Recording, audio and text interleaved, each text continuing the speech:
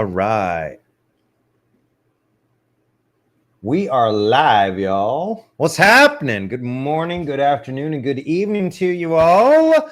My name is Matt Latham. I'm your host tonight. I'm board certified master arborist. That little, where is it? Where's my, can't get this. It's opposite for me.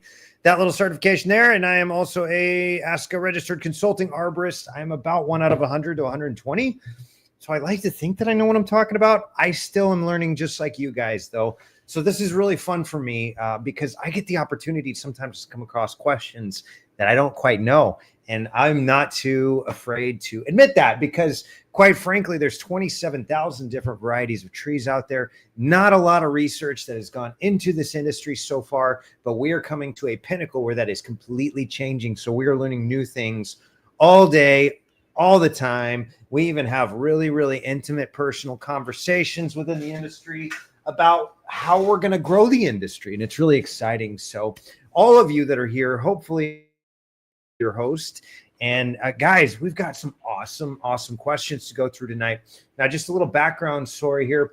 So I started, I don't know, 2010, I got certified as an arborist. And man, I got really, my company blew up in Dallas. We grew way too fast. I couldn't even control it. I didn't know what I was doing. It was a wild ride and it was awesome and a great thing. But ultimately, I realized I'm not going to be able to drive all over town. And so I started, looking into what if we just looked at it with on a Zoom chat, and I would just look at your trees from afar. I can usually determine what's going on maybe about 70, 80% of the time. And it helped me help more people. So I decided to take that and make a real business out of it. And we've grown a little business called Arborist on Demand. And, it's getting really fun and exciting. And we decided, hey, there's a lot of people out there maybe that can't afford our consulting fees, but they have great questions about their awesome trees. And quite frankly, there's not a lot of people out there teaching this stuff. So we decided to start this little Ask an Arborist group for you guys. We can come on and you can get good, solid advice from reputable people. And I got to say, we've built a really, really neat community here. We'll go through some of the folks on here as we come across them, but there's some world-class arborists out there that I know and that have taught me, some of them even. And so let's start off. We'll go through all these. I can promise you this. We're not going to get through them all tonight. We've got 100 questions. But we're going to go through as many of your questions as possible. And of course, if you have further questions or want to go a little more in depth, feel free to reach out to us. We can always do a digital arborist consultation over on our website at arboristondemand.com. I'll go ahead and bring it up for you here. Yeah.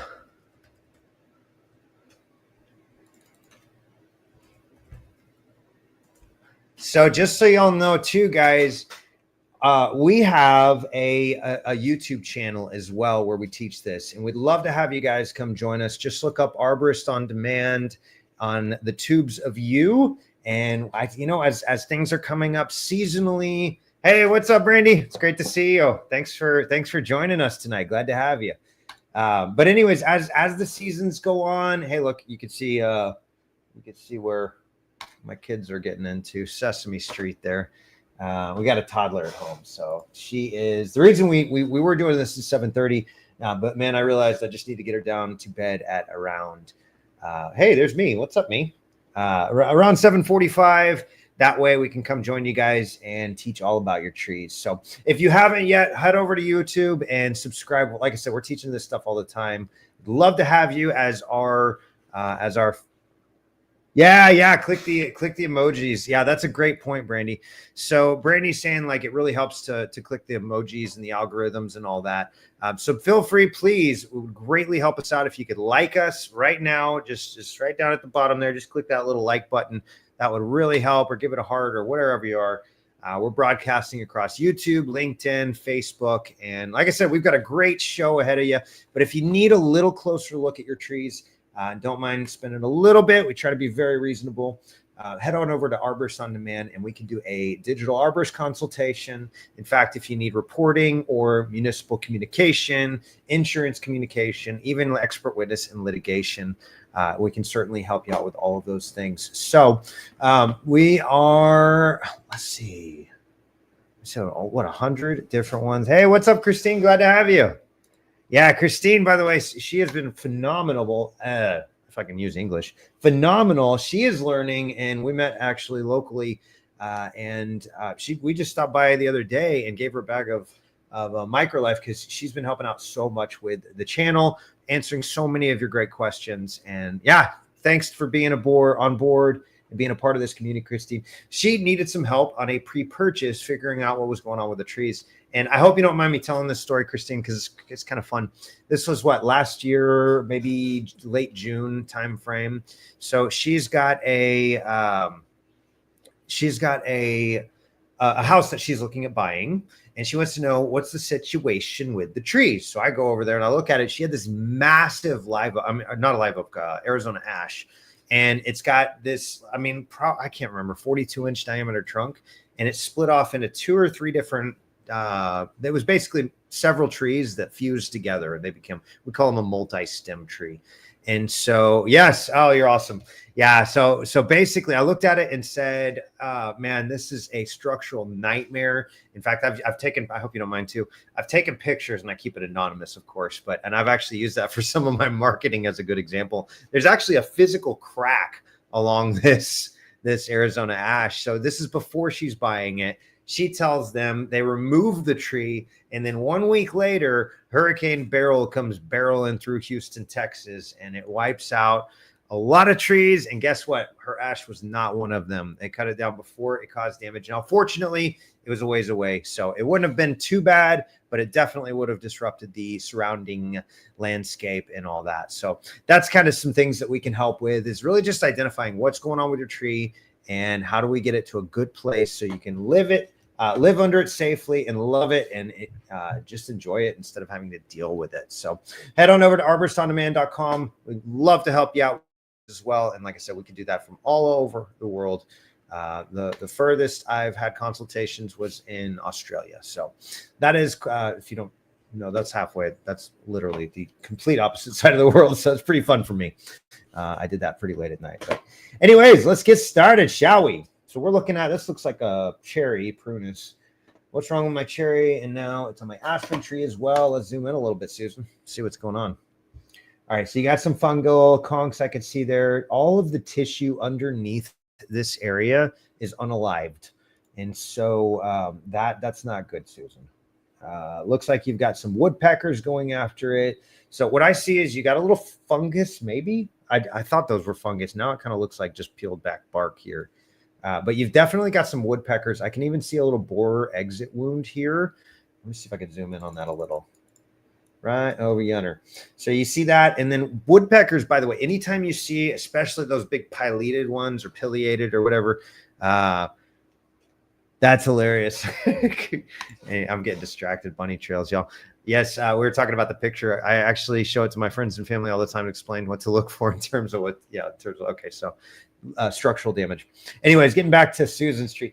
So anytime you see those big holes in it, that's usually, it's usually either fungus and the wood just died, or I'm sorry, Facebook algorithms, unalived.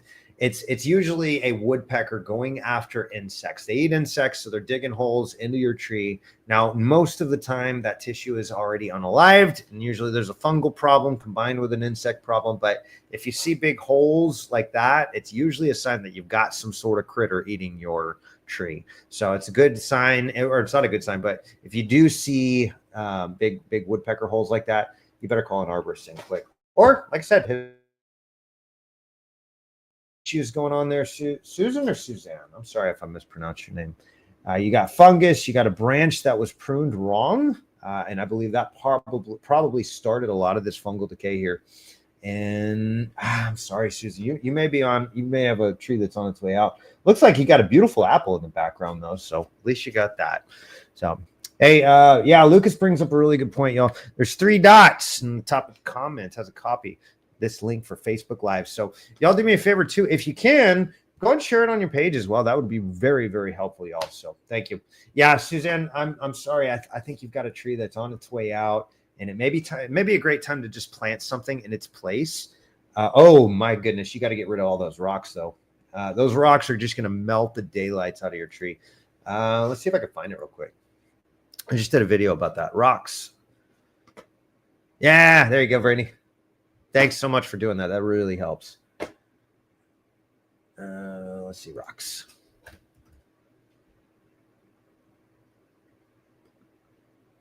Yeah, here's my story with your tree, Suzanne. Stressed tree. Something came in and started attacking it. Now the tree's more stressed. Something else came in and started attacking it. Now the tree's more and more stressed. Now the pruning guys come in and they hack, chop, and slice away. And they didn't do great pruning wounds, but that could have been already unalived tissue too. So now you've got one stressor leads to another, leads to another, leads to another. We have a term for that in arboriculture. We call it the mortality spiral. So once you've entered that, typically the joke is you've got an unalived tree. It just hasn't unalived yet. So I'm sorry, Suzanne. I wish I had better news for you, but I think your tree's on its way out. I think you should replace the rocks, replace it with mulch. That would be way better. Organic, not the colorized garbage.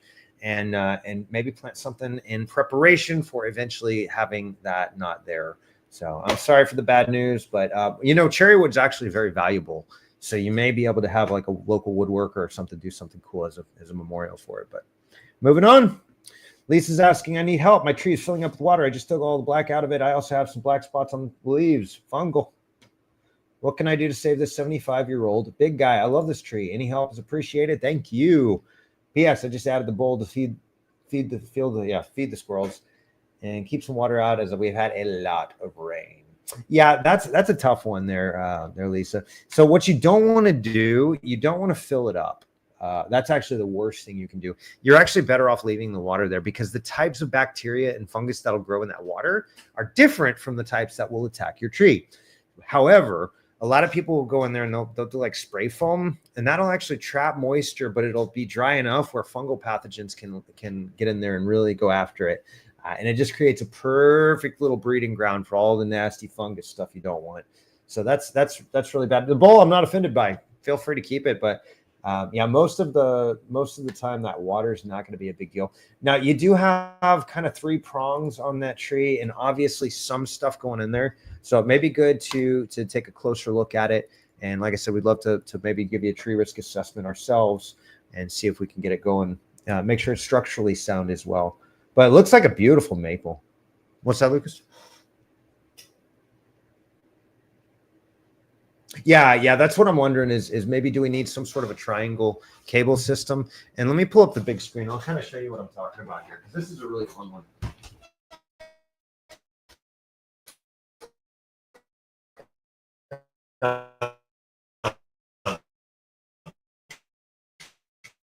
You got a branch, it comes down like that. And then let's say your house is over here. That's not good because now this limb right here all of a sudden becomes an extreme hazard. So we don't want that. So what we can do is oftentimes there's actually a couple different ways we can brace this tree, and it really depends. We're gonna have to look at it in person or a good local guy. Don't pick your tree cutters. Get somebody that's certified, preferably a board certified master arborist, but there's not a lot of us. So just find a certified arborist that really knows what they're talking about. And we do help that people as well. So what you can do in a situation like this is you can actually do like kind of a triangle system. Sorry, I gotta figure out how to get my mostly. So what we would do is we would typically take a cable from here to here, a cable from here to here, and a cable from here to here. Now they're not obviously in the same drill holes. That's bad. But there's actually standards for this. We go by the ANSI A300 standards for tree care. And there's actually some really great interpretations by the International Society of Arboriculture. We call them BMPs, or Best Management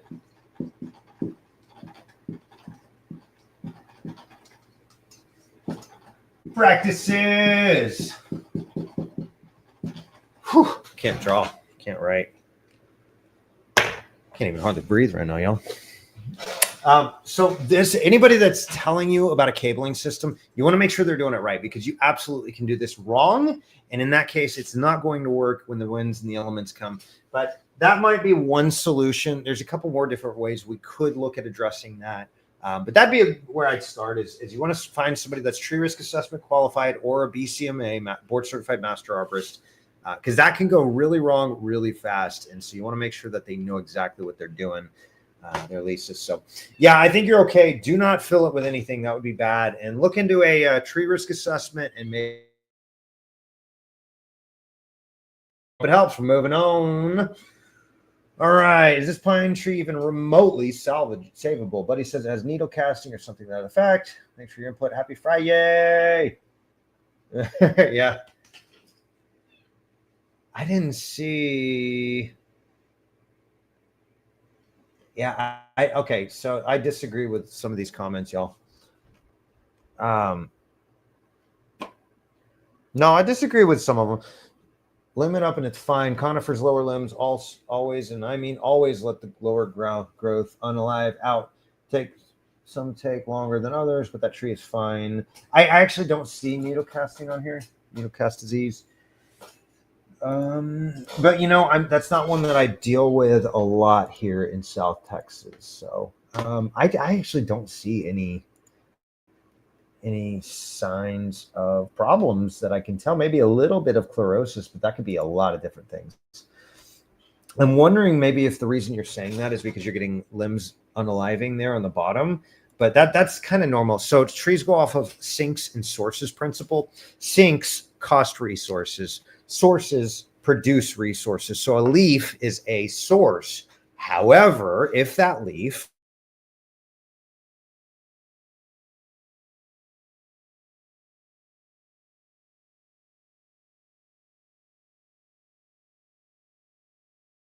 costing the tree resources. So trees are genetically programmed very intelligently, and they will indeed get rid of limbs that they just don't need anymore. So yeah, I think you're okay, Mark. I don't see needle casting disease.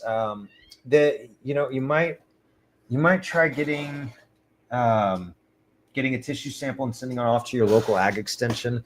Let me give you a list here because I wrote a little blog on my website here. It's basically just a list of all of the different U.S. agricultural extensions, and I listed them out by state there. So check if you're really concerned about it. Maybe go on there. Yeah, is it choppy, Lucas?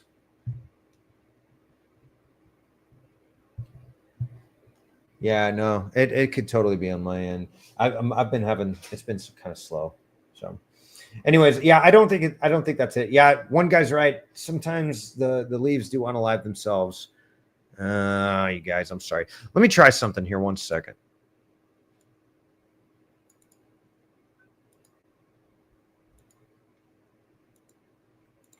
Yeah, that's actually a really good point. Lucas was saying, what about just doing some things to increase the overall health of the tree?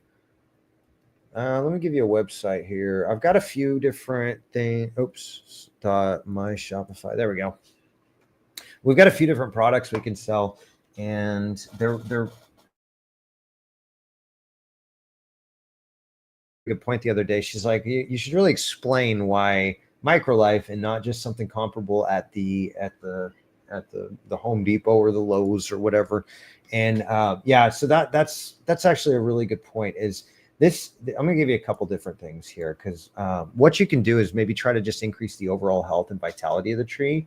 And this Humates Plus is awesome stuff. Think of it like composted compost. It's really, really concentrated compost. And I have actually tomorrow we've got a yard that they just put new sod in, and I'm going to be out there throwing this same exact stuff on, like dumping it in droves onto the soil because that'll help jumpstart the roots on it.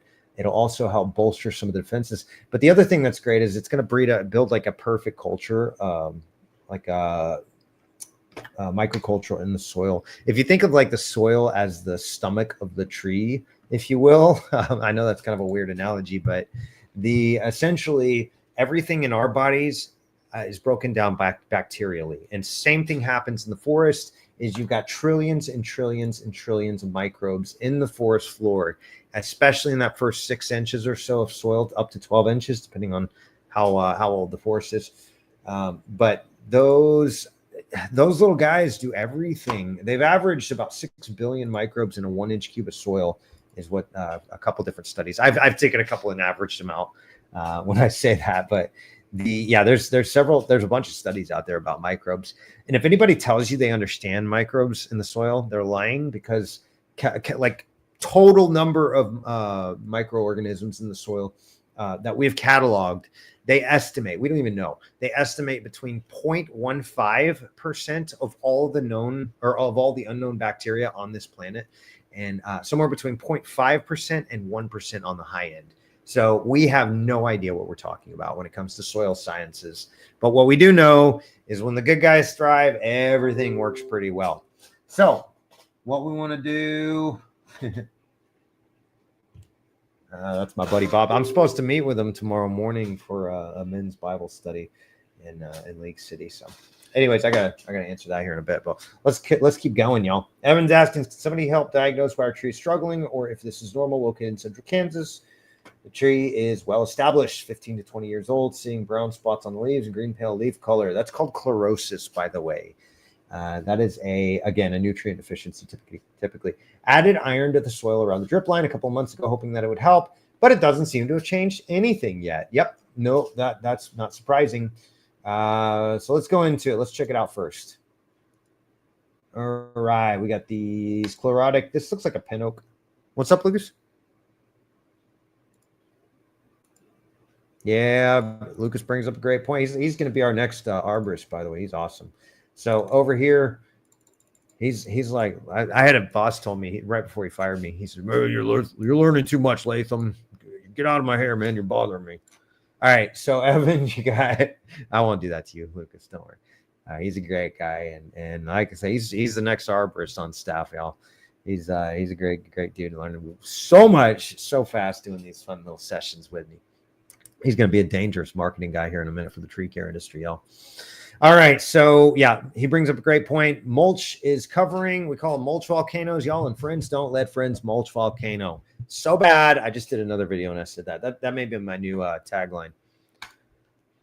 All right, so yeah, you got chlorosis like a mother. Adding iron into the ground usually doesn't work. Stephen is absolutely right. The reason being, and this even says this in the Certified Arborist Study Guide, is the soil always has a certain buffering capacity. Now, what that means is it wants to stay the same way it already is, and that can be a very bad thing. So, okay, here's one trick that I do, and I'm just gonna go back and sound like a broken record here, right back to back. We're gonna talk about MicroLife Humates Plus. Here's the problem with iron. Iron tends to solidify in a clay soil, in an alkaline soil. The problem is that a tree can't take up an iron rod, right? That doesn't make sense. You can't eat iron, neither can your tree. What it has to be is that the iron has to dissolve in something, usually oxygen, iron oxide. Looks like buried tree.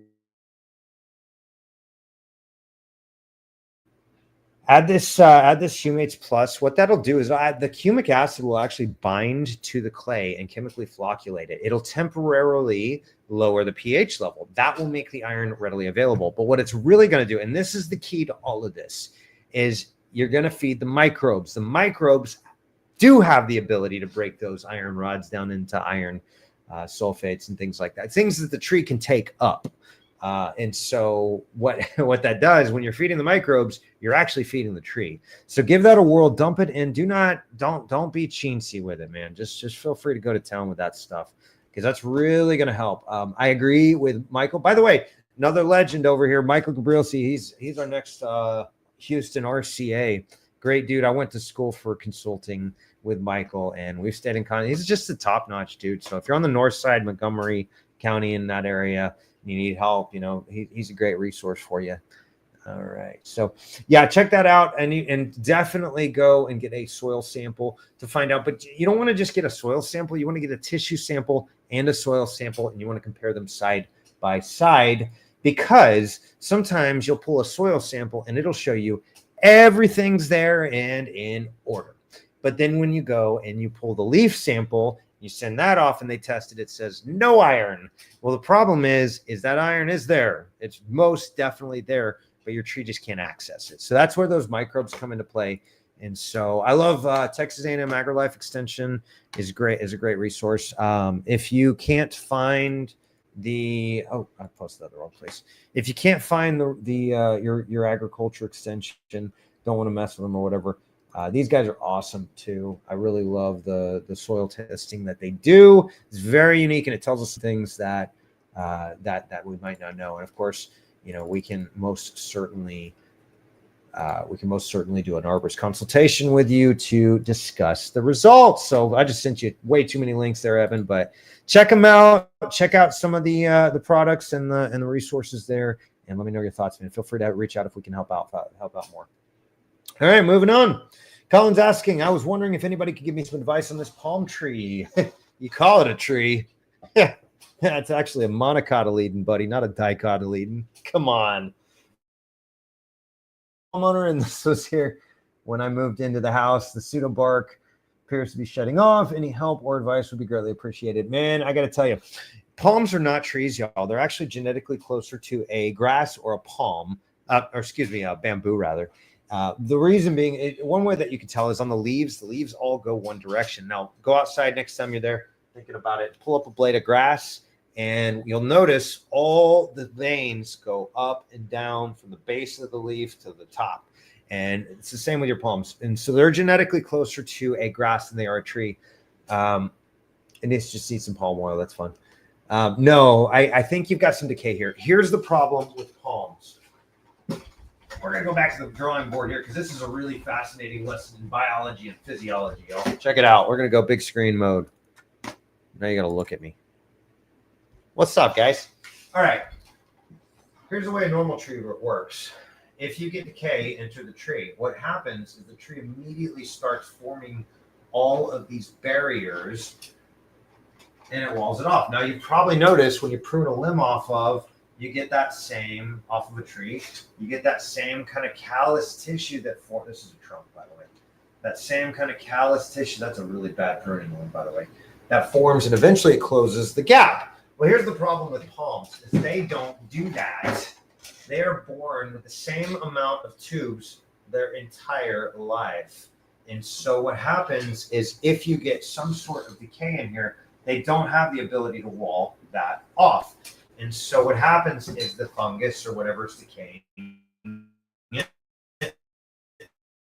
just goes in, and the next year goes a little bit further in, and then the next year it goes a little bit further in, and eventually you get a wind come this direction, and it snaps that old top off, and your whole tree's gone, and then you're gonna cry about it.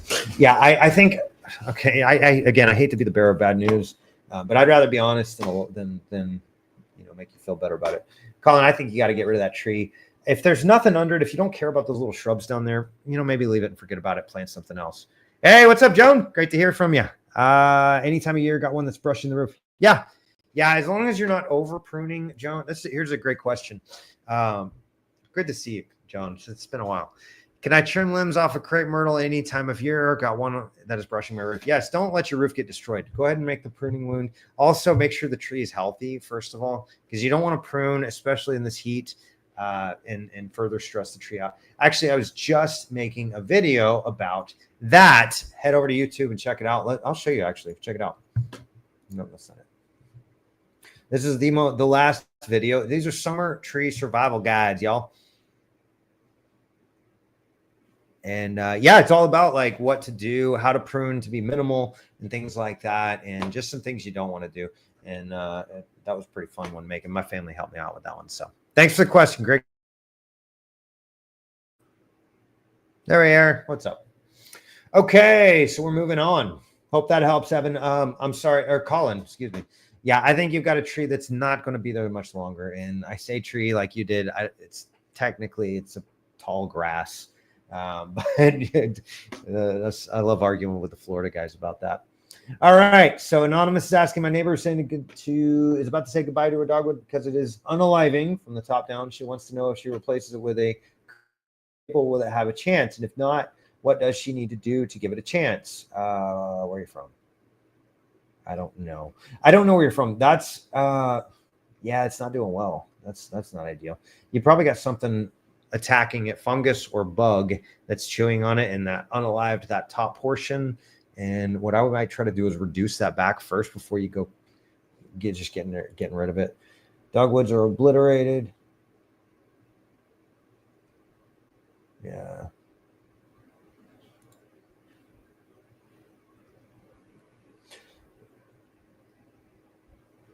Pruning the older branches to reshape the canopy, making it more sustainable.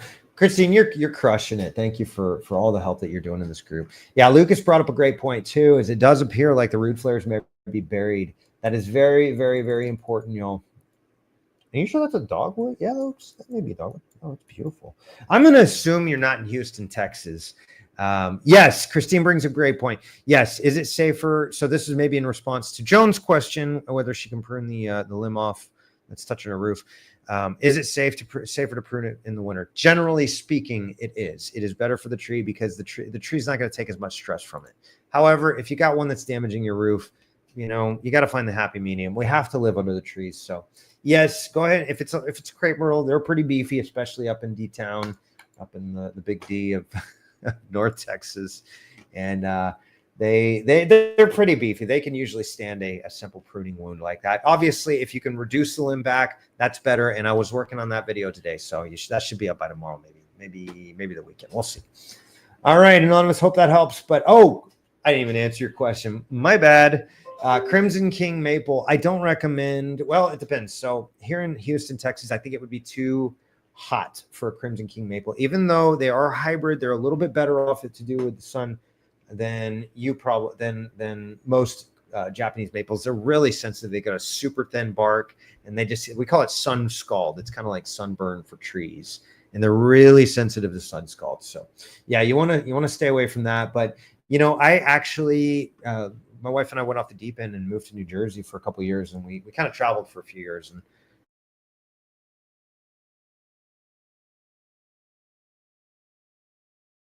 And out again. Hey, what's up? I'm back. I remember it blew my mind. I'm driving around my neighborhood the first month or so, and I see this tree, and I'm like, I recognize that tree. What is that tree? Hold on, is that a friggin' Japanese maple? I look, and there's this monster of a 35-foot, like 16 to 18-inch trunk diameter Japanese maple. So and this was right in the lady's front yard, no shade, and so. Certain places they're going to do better. Don't put them in a place with really, really hot, brutal sun like we have here in Houston. But you may get away with it depending on where you are, Anonymous. So hope that helps. We're moving on. All right. Someone tell me what kind of tree this is. That looks like sumac to me. Let's see. Dwarf sumac. Okay. We're getting real specific. Ruscopolinum. Right on. You guys rock. This is what I love about this crew. It's not just me anymore by any means. We're getting a whole community where everybody's helping each other out. I love it. Y'all keep up the hard work. And just keep building this community. By the way, just so y'all know, we are way over 1,600. We're at 1,630. And if you count all the visitors we've had, we're well over 1,800 as well. So it has just been growing like crazy. I think we started this, Lucas, 8 or 9 or 10 months ago, somewhere in there. And way to go, you guys. Keep it up. This is getting to be a fun thing. And, like I said, we're doing a great job. Y'all are crushing it and building an awesome community. So let's keep that up. Keep being nice and kind and all that good jazz. Anything I can do to help my tree. It is a genie magnolia just planted this year.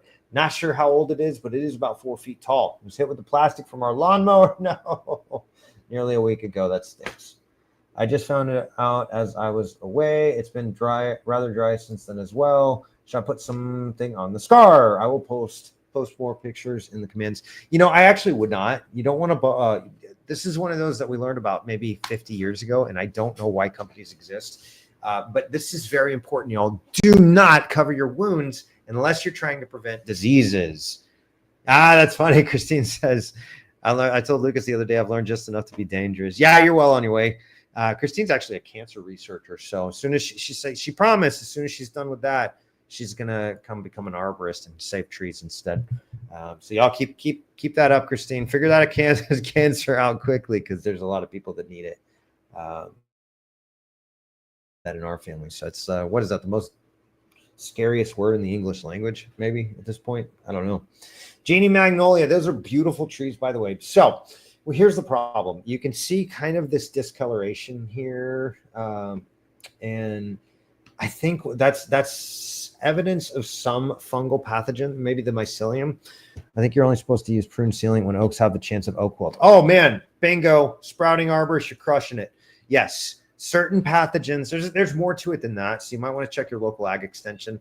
But most of the time, you never, ever want to seal a wound unless you're really worried about oak wilt. And like I said, I don't know, but I do know there are other ones out there. I don't know a specific one. That's the one we deal with here in Texas is oak wilt. So yes, you do not want to seal your wounds because that slows down the rate of growth. We learned that a long time ago, and there's still companies that sell that garbage. So what you can do is, again, humic acid and molasses. Y'all that know me know I love humic acid and molasses. This is a great product. You can actually spray directly on there. And I'm actually going to give you another one that's really cool too. It's again, there's a lot of research out there on biological solutions. And one of them is in particular is a bacterium called trichoderma.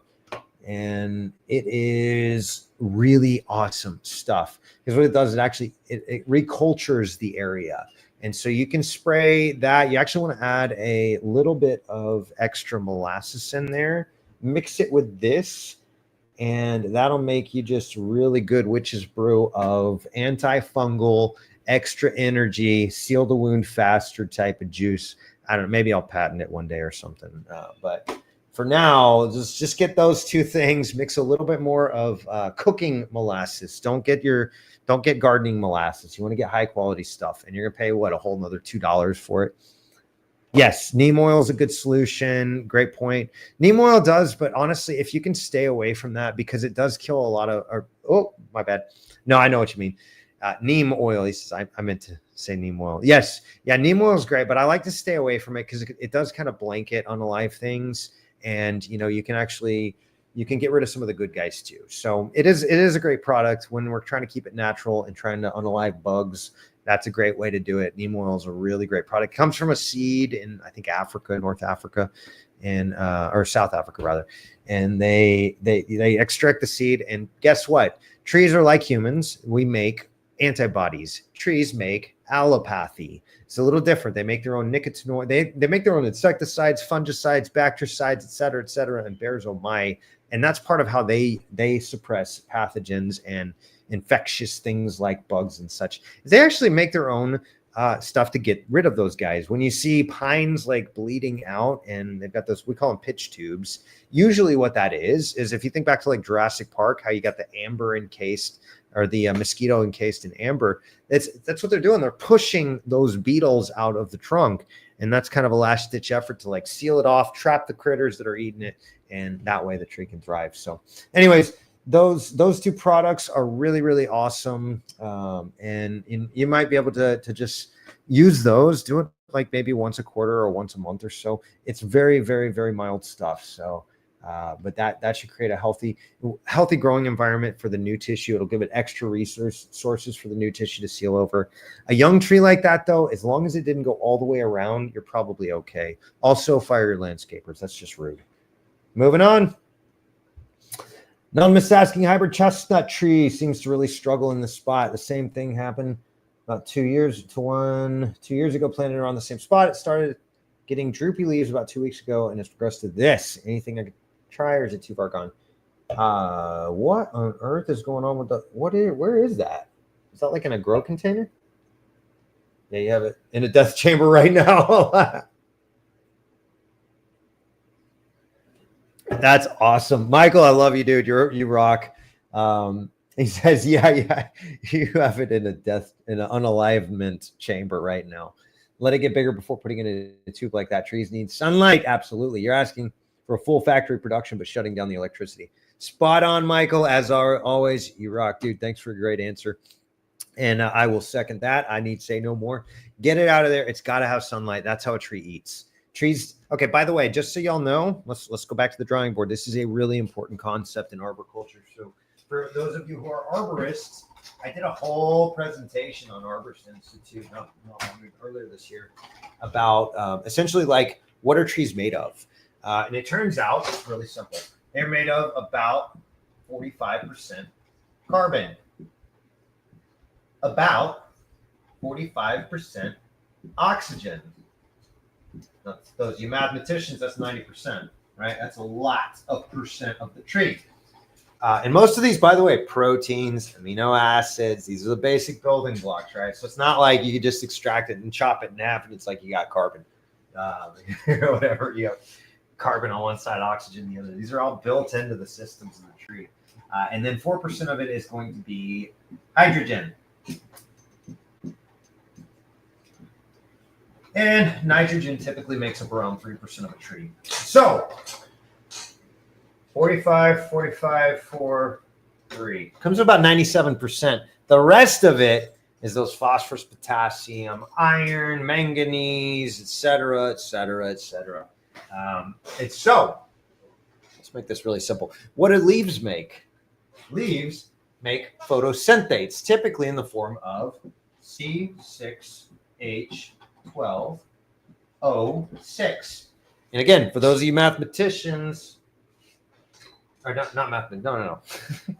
Those of you who are organic chemists, that is table sugar. That's basic sucrose. That's glucose, is what that is. That is what trees make, is glucose.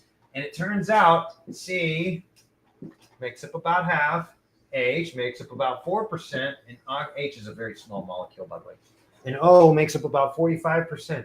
So you've got in table sugar, in glucose, or in molasses, the basic building blocks of life for a tree. So want to help it out? Humic acid, molasses. Yeah, back in the organic chemistry.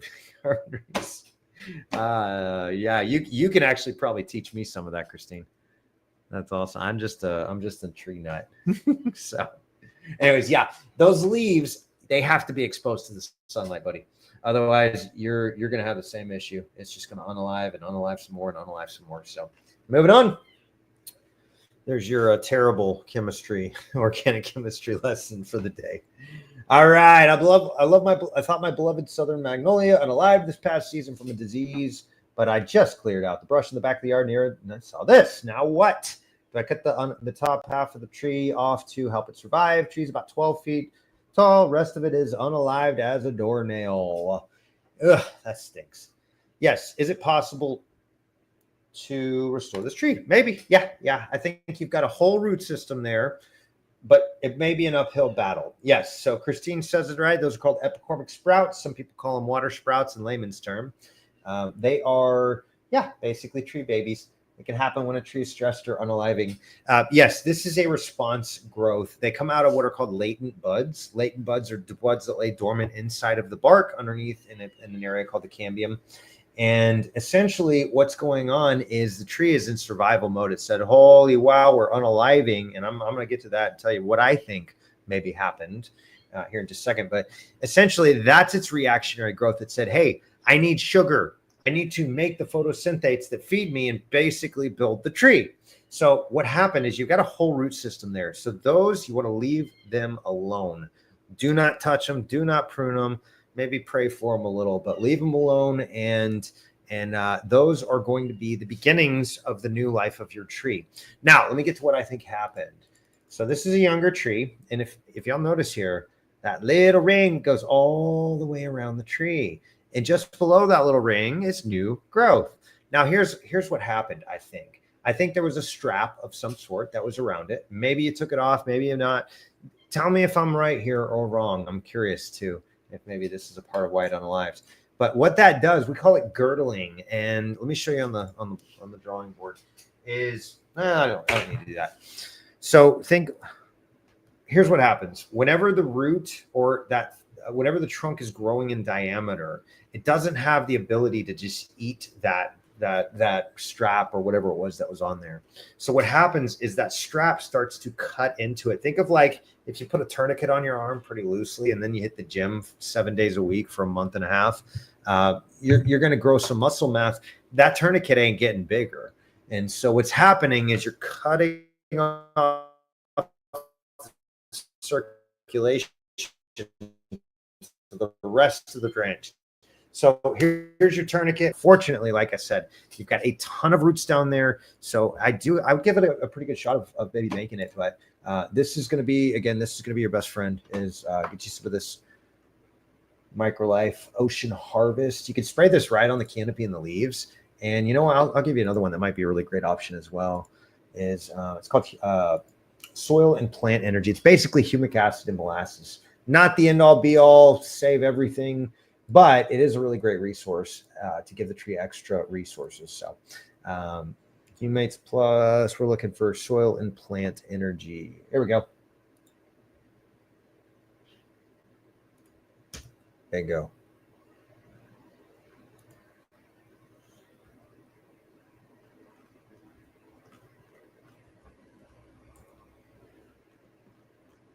There you go, Mackenzie. And like I said, if you want to do a Zoom chat digital arborist consultation, I'm happy to walk through it with you. But yeah, I think maybe get rid of the unalive tissue. Try not to cut any green tissue at all, and you should be good.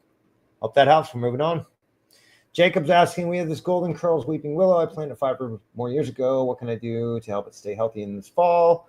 Should I remove some of the lowest branches? Oh, wait, let me backtrack a little, y'all. Let's go back to Mackenzie's. The other thing I noticed, it looks like you may have a girdling root here, Mackenzie. So that might be beneficial to get rid of that. You can just use a chisel and hammer. Just try not to damage the trunk tissue, and that'll just kind of alleviate some of that pressure. Same thing can happen in the root system with those girdling roots as it does in the upper canopy with that strap. So anyways, sorry, bunny trails. What's up, Jacob? A lot of baby trees and cleared out on the inside. But how would a professional look at this other than neglect? Sorry. No, actually, most people overdo things. Most people do it too much. I will say you've got a buried root flare. You got some rocks at the base there, probably restricting the root system a little bit. But I think you're having a tree that's getting a really rough time getting established. It looks maybe dry too. The grass is pretty dry around there. May need a drink. I mean, it's hot. I don't know where you're at, but where you at? It won't tell me here. Oh, it just it did tell me. Tennessee. Okay, yeah, it gets pretty hot in Tennessee. Not like Houston, nothing personal. Y'all are like complaining this year. It's like, oh, it's so hot. It's like, man, that's like every day during summer for us, y'all. Y'all chill. Anything over 90 is like hot to y'all. I remember I went to New Jersey and did some work up there, and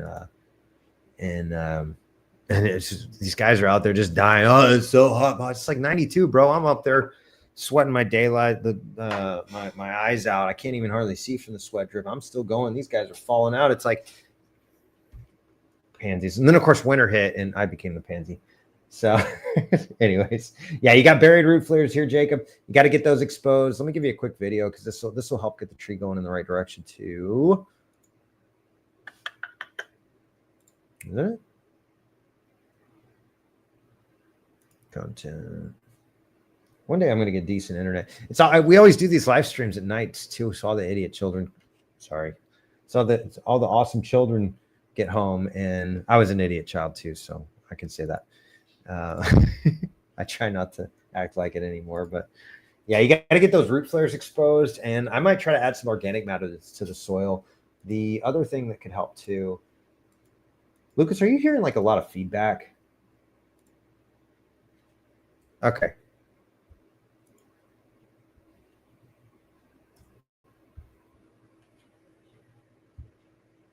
I see. Okay.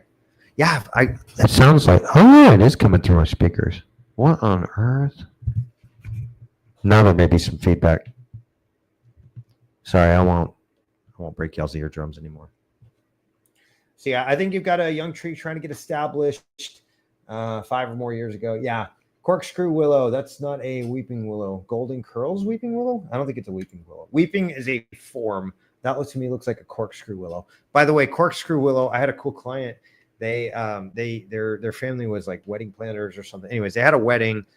Some of the parts of the bouquets were corkscrew willows. They stuck them in pots after the wedding that grew into trees. I got to care for those trees for like 5 years up in Dallas. So they're pretty cool. Pretty cool trees. I like those corkscrews. They're weird, but yeah, I don't think it's so much neglect. Actually, just leave it alone. Don't prune too much, man. Leave as much green on there as possible. Even those sticks are green. If it's green, it means it has chlorophyll, and that's going to produce for the tree. So leave it alone. I would not prune it at all, actually. If you need to prune it a little bit, reduce some of those branches on the outside just to make sure you got room to mow over there. But other than that, I'd leave it alone. Do a mulch ring and give it a drink, man. It looks like the poor tree's pretty. Love to have wet feet. They love to be in like riverbeds and down in valleys and stuff where they're going to get excess water. So moving on. What kind of tree is this? Don't know. Why are the leaves already falling in southern Wisconsin? You're going to have to be a little bit more detailed. Brandon was asking the same thing. Yeah, it's hard to tell from a single picture. Yeah, we need some more pictures. To me, it looks like maybe some kind of a elm. Yeah, it could be some sort of a slippery elm or American elm. No, I don't think American elm. I don't know. I really don't know. It's got kind of the branching structure of an elm.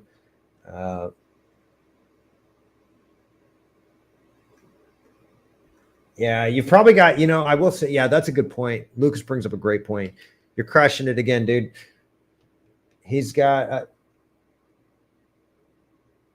no, I don't think it's Roundup. I think you got a good point on the compaction, though. It's a high foot traffic area. You got playground back here, trampoline back here. So you probably got some, and you're kind of down in a little low point in the yard too. So I would imagine a lot of the water gets there and starts to slowly over time compact that soil. So try aerating it quite a bit. Vertical mulching. I love vertical mulching. Drill holes 6 to 8 inches deep, about 2 inches wide. Backfill it with compost. That's going to vertically change the profile of the soil, allow oxygen into the soil, allow those roots to get fed that way. And it's just going to build a much healthier, and basically just go in a stair step pattern every 2 feet or so. If you want to get really crazy, do 1.5 feet. Sometimes on like really badly, trees in really bad health, I'll do that. But hope that helps. BJ needs some better pictures though. I don't know what kind it is. And leaves falling early. Yeah, I think it's just stress. Doesn't look like any specific pathogen. Right on. Anyone help me with my Oklahoma Redbud? I love those. Are you in Oklahoma or Texas? They sell them a lot, both places. The trunk, I have quite a few unalive limbs, primarily on one side. That's not good. Ooh, I see which side it is too. It looks like I'd be willing to bet money it's on that side. The trunk looks stressed, and I did see some ants. So I treated for those about a month ago, and I've not seen any improvements. There are significantly less leaves than the previous years. Would love your thoughts. All right, so Lindsay Purcell actually brought this up in another post. Let's see if he's over here talking. No, he hasn't made it to this one yet. Okay, so Lindsay Purcell, for those of you that don't know, he's a BCMA RC like me, and he is my superior. He's written books. I haven't published mine yet. He's taught courses. I haven't taught as many courses as he has. He actually has a How to Become an Arborist course for serious professionals, and you can find it on Tree U and over on Tree Stuff.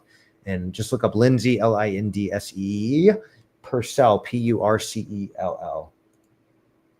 Actually, let's do this. I'm just going to show him off a little bit. But he brought up a really, really good point. But like I said, we've got some unbelievably cool people in this group. Lindsay's one of them. Michael's one of them. Christine's one of them.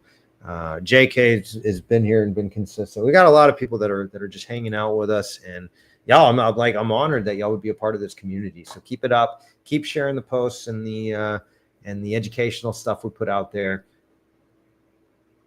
Oh no, did they take it down? Uh-oh. Oh no. Here we go. Yeah, that's Lindsay Purcell, absolute legend in the industry and just a really high class, top notch dude. And really appreciate you being here, Lindsay. So I'll huge shout out to you.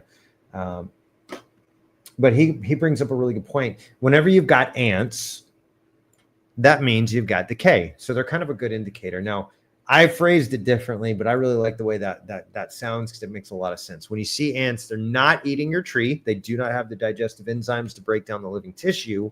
What they are doing is taking advantage of already unalive tree, and they really prefer areas that are very decayed because that way they can just access. It's way easier for them to eat on it and dig through there and make their little homes. So typically when you see ants, you see decay. So you've got a fungus. We know that. You've got significantly less leaves than prior years. You know what's interesting to me? Most of the unalivedness is on the pool side.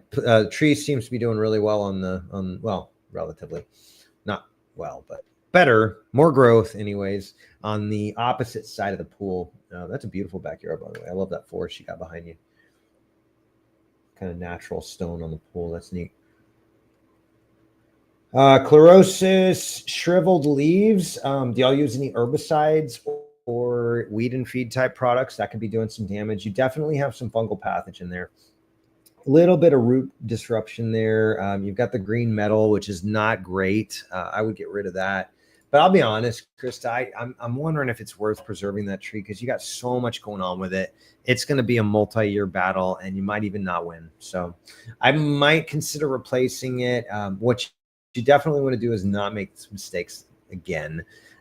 Namely, I think maybe place it a little bit further away or figure out some way to barricade the chlorine. By the way, chlorine is not great for trees. They do need a little bit of chlorine as part of their daily vitamins. They're one a days, but if it gets too much of it, it can actually basically act like a salt and pull nutrients, pull moisture out of the tree, and it can desiccate it and leave it more prone to fungal pathogens. But you've also got some borers in there. So this started out, again, stressor, another stressor.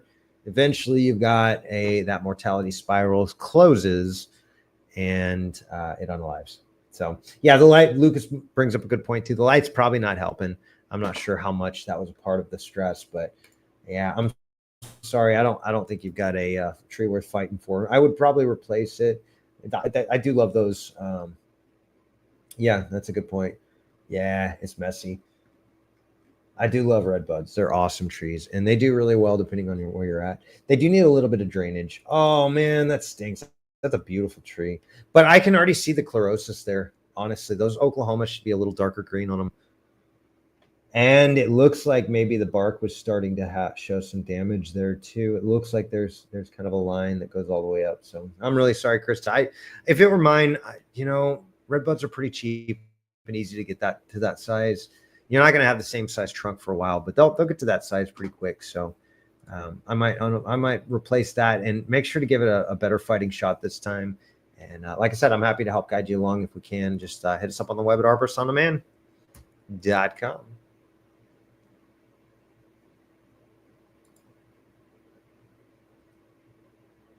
That one. There we go. All right, moving on, y'all. Where we at? We're about an hour into this, you guys, and we are not nearly close enough to the top. So, like I said, we're going to do another. Yeah, Lucas and I were talking. We're just getting so many. We're going to have to come on and maybe do this Tuesdays during the day or some other day during the week, and maybe do our big live stream on Thursday nights. Keep that because I love hanging out with you guys. We don't want to mess that up. But we can definitely come in and do a live stream again during the week another time. So do me a favor, just drop a comment and tell me if you've got any preferences.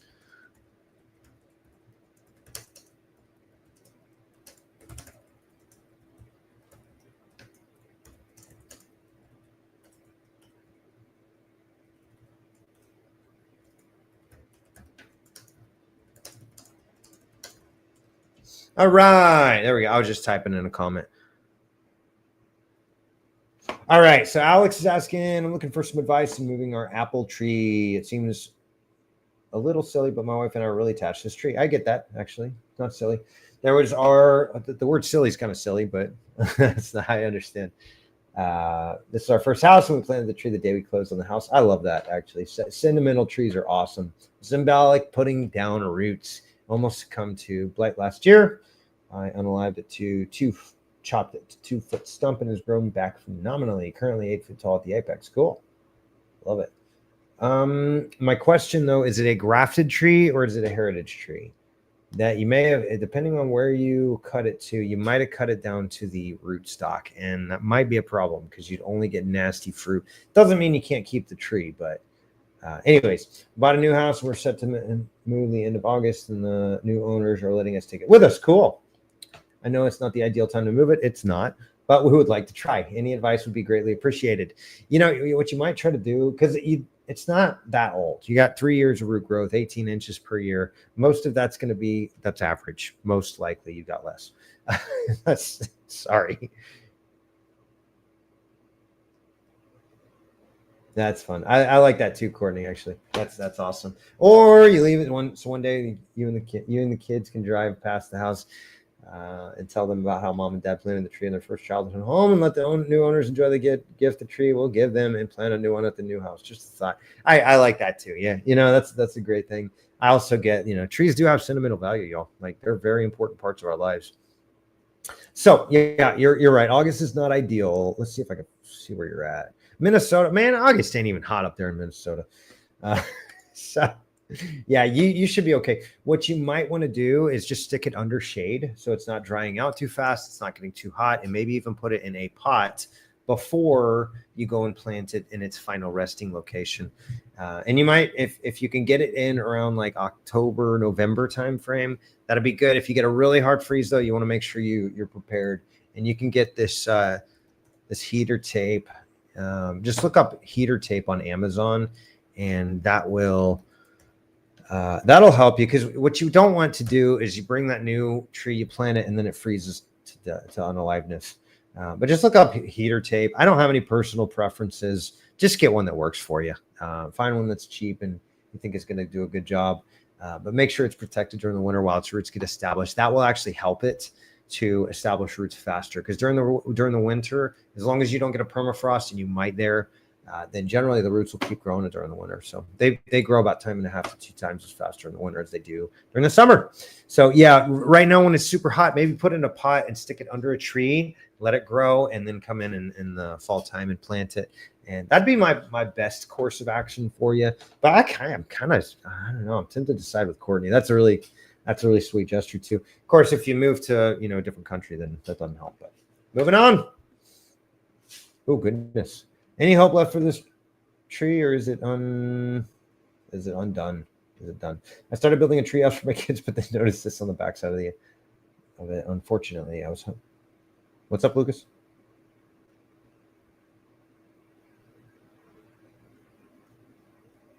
Yeah. Oh goodness. Man, I wouldn't put a tree house in that. Like, just being real with you, bro.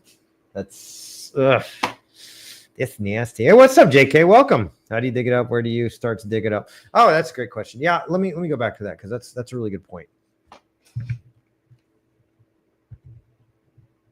You want, generally speaking, if the tree is healthy, you can go smaller. If the tree is unhealthy, you should go bigger. You want about 1 foot of diameter of the root ball per inch of trunk diameter. And again, you had some kind of questionable blight stuff, so you might want to go a little bit wider and just put it, like I said, in a big pot. That's fine, and then fill it with something else that'll stay smaller later. But yeah, that's a great point. Is you want about 1 foot per inch of diameter. On that, don't measure it chest height. You want to measure it down below where all the new growth is there, and just, like I said, do the math. Looks like maybe 2 or 3 inches, so maybe a 2 or 3 foot root ball. So yeah, great question, JK. Welcome aboard. Glad to have you here with us. Thanks for being here again. All right, so Greg, I'm not gonna lie. I actually built some tree houses over the years, because what's a tree guy do when he gets bored of his business? And so I was like, well, tree houses, obviously. My wife actually got me a little vacation stay at a treehouse resort that existed. That actually got me thinking. It's like, I kind of want to own a treehouse resort. That sounds awesome. Anyways, so she got me this thing, and then I was like trying to figure out, what do I want to do with my life when I grow up? And tree houses, because I love helping people experience nature and love the trees that they live under. So yeah, you've got, okay, I would not use that tree, to be honest. What you can do, okay, let me take that back. What you can do is you can build stilts around it instead. So let me pull up the big screen. We've done this on a few trees that we didn't want to damage, and we're kind of stressed out. So it's totally normal practice. This is a great option. But what you can do, let's say you got your tree here, you can actually put a post here, post here, post here, post here. Now try to keep it far away from the trunk as you can, and try not to go too wide on the post. I'd rather you go deep than I would wide, because the more surface area of root zone you're taking away, the worse it's going to do. Looks like you're on a hill too, so that who knows what's going on with the roots there, but they might be a little weaker on the house side. It looks like that's been built up over time, maybe. Correct me if I'm wrong here. Or maybe eroded over time. No, you've been building stuff up. Looks like some sort of hay or straw or something, mulch. You got to get that off of there. But yeah, I would not put it in that tree, to be honest. I think that is an accident waiting for a time to happen. But yeah, basically you can just build the tree house here. On one, we even built the posts, and then we had another support beam that ran that was attached to the tree, just as a backup more than anything, mostly because these were like 12 feet apart a piece. So that's a pretty long ways for a span of wood like that. So we wanted to, at least on something that's going to be outdoors, and you know, it's in nature. It's going to get beat up. That's all there is to it. But yeah, you can just set posts around it. I wouldn't stop the project altogether, but we need to get on a Zoom chat. We need to get on a digital arborist consultation to figure out what to do to get this tree in really, really good shape. Because I think you've got a not a great health tree. Hold on, now let me see if I can change the settings on my camera. I think I've got too high of a video quality on this. Oh, it's on full high definition, y'all. I'm going to make this a lot better, you guys. I'm going to put it on reg high definition. Let's see. Tell me if that's a little less choppy, but I'm like watching myself and it's like, yeah, I put it at 720. It's still a little choppy. I don't have anything running in the background either, so. Yeah, we're all on Xfinity because that's the only option here. So I would imagine I got a lot of these punk neighbor kids that are all playing their silly little video games, and it's probably not good. So I'll close my other laptop too. That probably helps. Look at that. The video. I just got terrible internet. I'm wondering what's going on. That's weird. Normally I have great internet, but.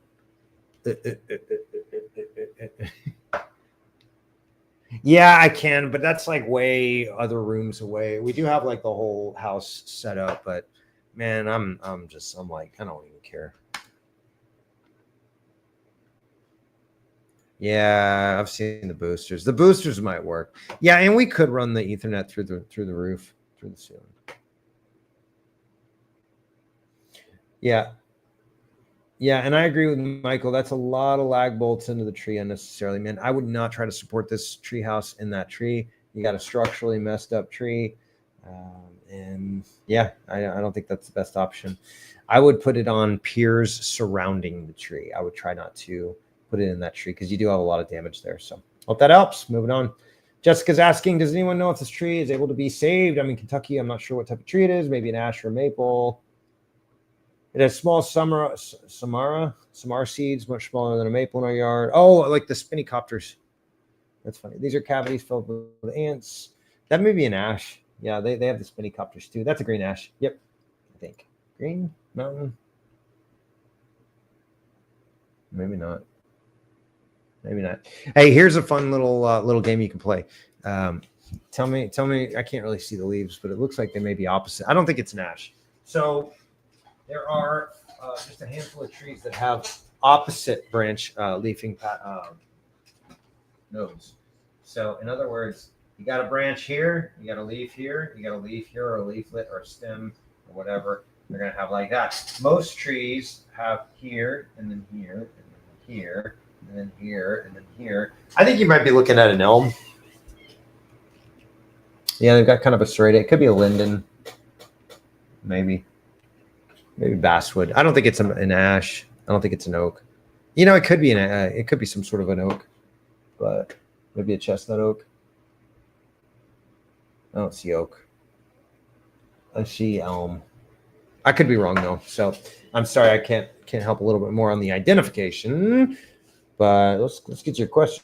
These are cavities filled with ants. Again, ants equal decay. I owe that to Mr. Lindsay Purcell. That's a great point. I just tell them they're not chewing on the living tissue; they're chewing on the unalived tissue.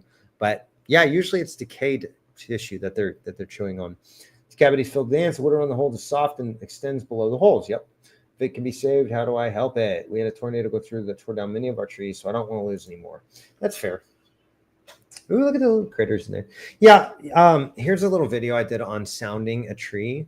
And you might want to check this out and see, maybe just take a little rubber mallet and see if you can, where you at here? Don't care. This one.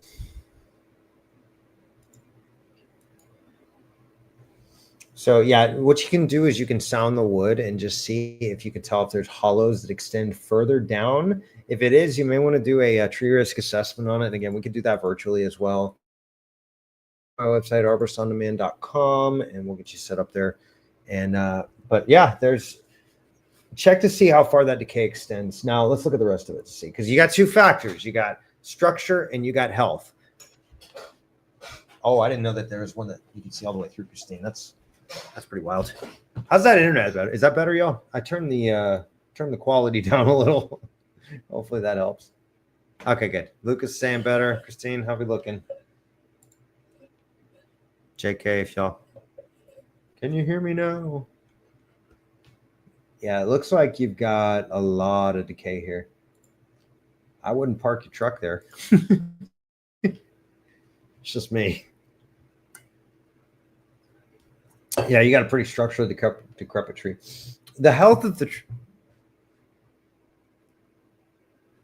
Oh yeah, carbon monoxide damage. Yeah, trees don't like petroleum products. Woohoo! Thanks, Christine. Appreciate the heads up. Feedback there. Yeah, the health looks okay. So you've got a healthy enough tree. You can probably keep it healthy. But what I'm really worried about is structural. And I would say that you probably got a pretty high risk tree. So if we can preserve it, it might be worth it doing a structural support system, maybe worth it doing some structural pruning. But again, I can't just sit here and give you a diagnosis and a pruning plan on that. It just takes way too much time. So that would be the next options. Let's get on the digital arborist consultation and see if we can figure out. Like I said, hopefully we can get on a Zoom chat and figure out exactly what we need to do. All right, moving on. Kira's asking, middle of Georgia, this is our sad cherry blossom. Last year, it was thriving and beautiful. We had a leak in the sprinkler system that caused us to do some digging and replace sod. I'm thinking the root system somehow was damaged during all that. I'm thinking you're right. Or is it this fungus looking stuff that has taken over one branch? The tree looks like it's trying. That's good. I don't see that though. Is that picture during the winter? Oh, ooh, it is barely hanging on. Yeah, I'm gonna say, I'd call it. Honestly, I don't think you can do enough. I think it's too little, too late. Anything you do. Look at it. But thought I'd start here to see if anyone has some thoughts. My thoughts are, I'm really sorry. I hate to be the bearer of bad news, but you got a problem. One of the reasons I bought the home. Oh, that sucks. I'm such a jerk. At least I'm not like a man. I always just thank God every day I'm not a regular human doctor, because I don't think I could bear to have to give the bad news. Not for me. There's braver people out there, I suppose. I just don't have the heart for it. But yeah, I think that cherry tree is a goner. I think if this were 2 or 3 or maybe 4 years ago, maybe I'd say this is what you need to do. Yeah. Brandon's saying, okay, Brandon's a great arborist too. He's been hanging out with us. So thanks again for all you do, Brandon, man. Glad to have you here, buddy. Soil is compacted. Start with vertical mulching or radial trenching to aerate the soil and create space for the tree to absorb nutrients. Yo, spot on, Brandon. Way to go, bro. That's awesome. Yes, very good advice. What is that? Like maybe vertical mulching was happening right in that last picture. Okay, next tree, Kira, that you want to do, you want to make sure the root flares are exposed on it. This is extremely important, because it doesn't matter what you do to it nutrient-wise or fertilization-wise or otherwise. If those root flares are buried, you will have problems later on. It could be 40 years down the road, by the way. I have seen that. Some of these live oaks here in Houston have like 40-year-old like root flares buried. I don't know how they made it alive that long, but like sometimes that can happen. When you plant your new tree, make sure it flares out real big and bold and beautiful there. Now, if you get little roots come up and start wrapping around the tree, you want to go ahead and snip those off. If you can't snip them off, use a chisel and hammer to make kind of a cross stitch pattern around it, and the tree will expand and push that off. So sometimes you get nursery trees and they are just grown terribly. So yeah, that's I'm sorry. Like I said, I hate that. You buy the house for the tree and then the tree unalives. Christine's saying story of my life with that Arizona ash in the backyard. Haha. At least my homes are still viable. Yeah. So yeah, that was one. We looked at her trees and it was like she's buying the house for the trees. And then my sorry butt comes in and says, "Yeah, I'm sorry, but you gotta get rid of some of these trees." So sorry, Christine, but glad it worked out. Glad you didn't have to deal with that and pick up pieces after hurricanes and such. But yeah, I'm sorry, Kira. Yeah, I think that tree's gonna have to go. You can try hitting it with some humic acid and molasses, but there's so little cambium left. Let me go back to this because this is really important. So all those little bleeding wounds right there are, again, that's the tree. We call them bleeding wound cankers, and essentially that's vascular wilt disease. Now, Brandon brought up hypoxylin. That could very well be. I'm not gonna diagnose it like that because I don't see hypoxylon. I see the white, maybe is what he's looking at. That is, those are just what cherries do. Yeah, you got bleeding exudation there, bleeding wound cankers. You got some messed up bark here, so another bleeding wound canker, it looks like. You got stuff going on here. I just love the way that cherry would look. So unfortunate. You might want to try to keep it and make a little project out of it. Put a little memorial up or something. You can take like a little chunk of it and make a. Okay, so actually, I disagree. I don't. That's not hypoxylon. I don't know what that is, to be honest. But hypoxylon is a little different. It's a vascular wilt disease. So think of like clogged arteries. But wait. Right. Oh yeah, those root flares are buried. Oh, Kira, I'm sorry. That tree's got to go. Looks like you got the kids out there with their Home Depot bucket working. Yeah, a lot of pruning wounds that never sealed properly. A lot of fungal pathogens, buried root flares. Ugh, I'm sorry, Kira. You got to get a new tree. Yeah, there. Like I said, feel free to get a digital arborist consultation. Talk to your local guy, but I don't think that tree's going to make it no matter what you do. I'm sorry. I hope that helps. We're moving on. Barbara's asking, hello, first post here and hoping for some guidance. This is Shantung maple, which is a super cool tree. I love Shantung maples. Was planted a little over 2 years ago and was staked for the first year. I was told to cut it loose from the stakes after a year, as staking can weaken the trunk if not allowed to have been in the wind. Absolutely right. That was good advice. Well, after fairly consistent breeze / wind across my yard, this is where we are. Trunk does feel strong, but it does have this obvious curve now. Should I pull it straight and stake it again, or will this not matter when it's mature? Also, is there guidance for pruning? I've not pruned it at all, but will it be time this fall? Actually, I would keep from pruning it. I would let the tree grow naturally because it is going to blow in the wind more. I imagine life from day zero, start him out in a wheelchair. He never gets the chance to work those legs, and then when he's an adult, you say, all right, you're an adult now, it's time to walk. Oh, and by the way, we signed you up for a marathon. That's what it's like staking a tree up for all of those years. So spot on. Whoever gave that advice, great advice. Let it move in the wind. That is very important, because every time the tree moves in the wind, it's like it's going to the gym, because what's happening is just like when you and I go to the gym, we're actually breaking down muscle fibers on a cellular level, and our bodies fill in the gaps. That's why you drink your protein shakes or whatever afterwards. So you get protein to fill in the gaps. That's how you build muscle mass, at least when you're a dude and you have testosterone out the wazoo. But yeah, it's a little different for you ladies hormonally. But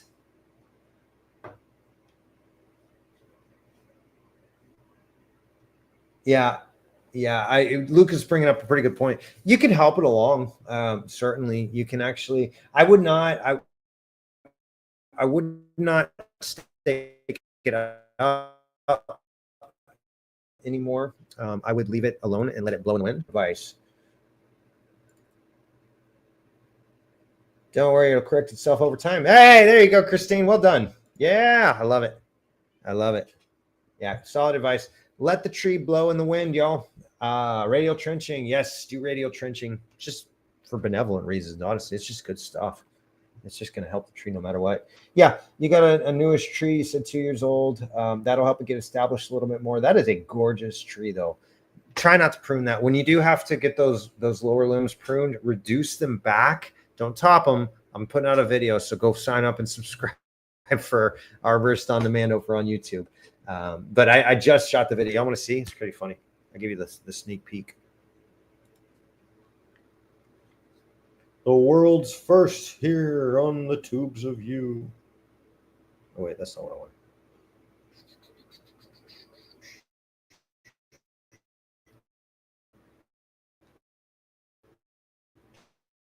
Every time you remove a big limb, what has to happen is the tree has to fill in the gaps, and it's now just lost those food factories. So a better way to prune it, if you can, is actually to reduce the limb and to remove the whole thing. Feels weird. So here's how we do it. We want to take a good, clean, sharp set of bypass loppers, or you can use something like that. Now it may look rusty and gross. That's just this beautiful Houston. I'm gonna edit that part out, y'all. You can't hear it. So what we want to do is we want to take a limb just like this, and we want to reduce it back. Now this happens to be my tree, and I'm kind of tired of hitting my head on it every time I mow the yard. So this is that's all y'all get. Go subscribe to us on the Tubes of You over on YouTube. Just look up Arborist on Demand. But yeah, I'm working on that video right there. So go follow it. As soon as it's there, I'll try to remember to post it to you, Barbara. But feel free to subscribe and you'll see it. And hit the bell notification, of course. So yeah, leave it alone. Let it blow. Let it move. Let it sway. Let it do its tree thing. That's actually how they get strong. Oh, nastiness. What's up, Matthew? Matt, that's a great name you got there, buddy. 13-year-old elm tree. It naturally has a lean towards where the roots are growing. The wind is hit hard, extra hard in that direction. I'm going to put mulch over the exposed area and fill with pebbles around it. Is that a good strategy? Should I be worried about the leaning? Any suggestions to balance the roots growth direction? Thank you. No, I don't fill it. If you can avoid it, leave it alone. What on earth is causing all that water, though? You've got to get some of that water to drain out of there. And whoa, if you're doing pebbles compaction down, there are better options. Sand is one, and irregular rocks that interlock is another. Yes, just get light colored rocks or mulch. Mulch is better personally. But why don't you just do a ton of natural mulch and let it naturally degrade and the roots have time to adjust? Amen and amen. Oh my goodness. Yeah, don't do rocks. Rocks are no good. Rocks are not mulch. Where's that video?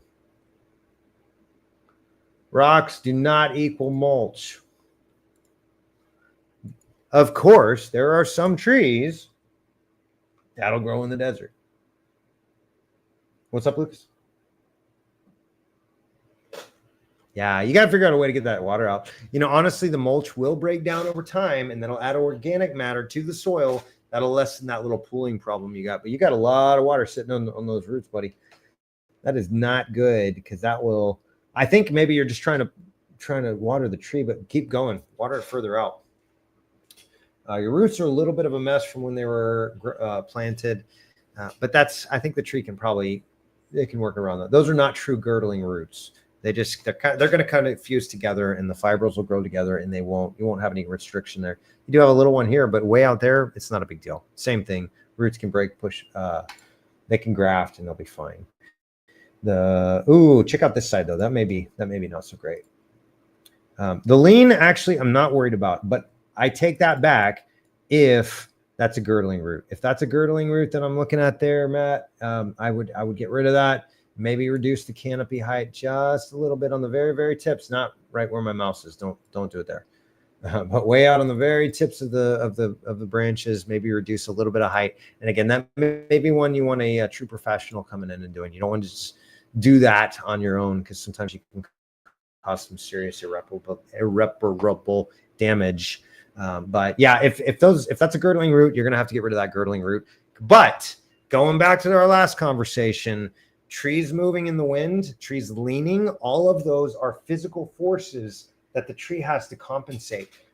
What is it? Phototropism is its growth towards the light. Geotropism is the earth naturally pulling the tree down to the ground, is another term we talk about often. And as that weight is pushing down, the tree is having to get stronger to hold it up. And so leaning trees, generally not a problem, y'all. Most leaning trees can lean for decades and decades, but it's always worth it to check it out and have a true professional check it out. Maybe once a year, once every couple of years, just to make sure he's still doing okay. You can also take a long screwdriver, like 12 to 18-inch screwdriver on the back side of that ling, stick it down in the ground, Try not to damage the roots, of course. Check for what you're checking for. You're checking for air pockets. If you feel just this, everything's compacted, and then all of a sudden the screwdriver just drops in real easy, you've probably got an air pocket there. That generally is a sign that the tree is upheaving, and you've got a real problem to watch out for. But that's just a simple test you could do. It's always best to have a certified arborist, or especially a BCMA like me, a master arborist, or somebody that's track certified. That's tree risk assessment qualified is what track stands for. So you can look all of that up on treesaregood.com or .org. Hope that helps, Matt. Yeah, try to get that water away from it too, bro. That's not good. And Anonymous is asking, embarrassing and sad for me, Willow question. My husband planted this tree in fall 2022. Tiny little thing, right pick. In 3 years, it has exploded. Yes, they do. Those willows. Emerald ash borer in Texas. Yo, EAB, this is a great question. EAB is an enemy of tree. That almost rhymed. So EAB stands for Emerald Ash Borer. And here's a fun story, sprouting arborist. So I started noticing in around 2015, 2016, EAB signs, symptoms, if you will. One of those is D-shaped exit wounds and the squiggly lines once the bark on the lives.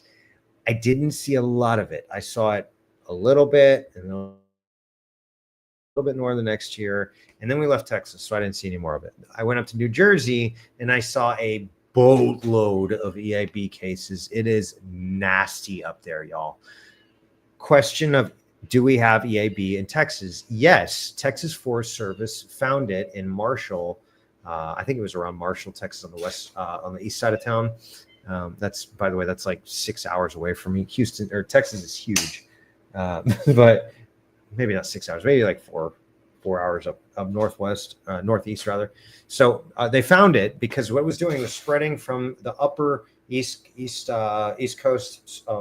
Minnesota is where the hot spot was, and it started radiating from there, took over New Jersey, comes down the coastline, starting to infiltrate into Central America. And yes, they found them, I think in 2016 or 2018. After we'd been calling it for like 2 years, they started finding them. It was interesting too. I found an article in 2014 from the In the Shade magazine, which I am now published in, by the way. It's exciting for me. Anyways, we'll toot my own horn there. But there was an article in 2014 that said, get ready for it because it's coming. And maybe I'll find that and post a picture, but it's here. Yeah, it's here. We don't know to what quantity is it. EAB is actually not a tree. It stands for Emerald Ash Borer, JK. So Emerald Ash Borer, to look it up. It's nasty. They're actually beautiful little critters. It's a tiny little beetle. And it basically, they replicate, I think it's like 300 offspring per life cycle, and they got a couple life cycles per year. And so do the math on a few years of that. What happens is they replicate at an exponential rate because you get one generation produces 300. Each one of those produces 300. Most of them are going to get eaten, but a lot of them aren't. And the more you have that live, and it gets to be a really big problem very, very, very, very quickly. Let me see if I can find that video.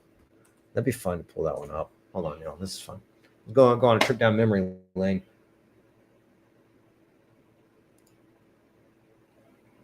Oh, that's my grandma. I gotta call her, y'all. Come on now. What are you doing here? What is this garbage? Maybe I shouldn't be bunny trailing, but I probably should. There's Mimi. She's about the sweetest human being you'll ever meet.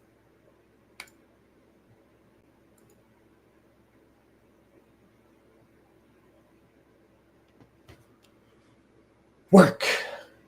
Yes.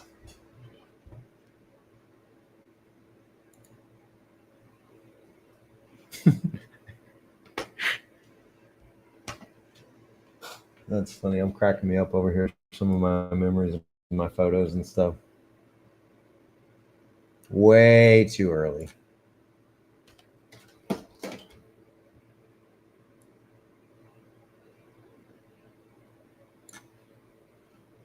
Man, my internet is just so slow. I'll have this ready for you guys.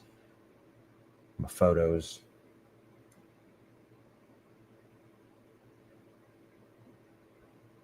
Here we go. What's up? That's me up in New Jersey.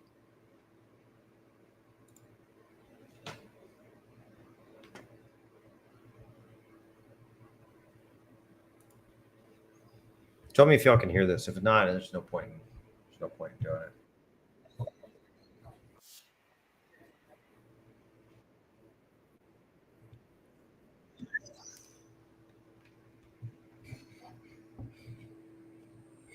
This is wild. Yeah, sprouting arborist, man, that stinks, dude. I've seen the pictures. Oh yes, I'm so yeah. There, it's my bad. Is EAB preferential? Not in terms. Okay, I misunderstood you, JK. I'm really sorry. Yes, it is. It only attacks ash trees. Thank God. But sprouting arborist brings up a really good point. So yeah, that was my bad, JK. I misunderstood you there. Yes, it only goes for ash trees. So anything other than ash, you're good. It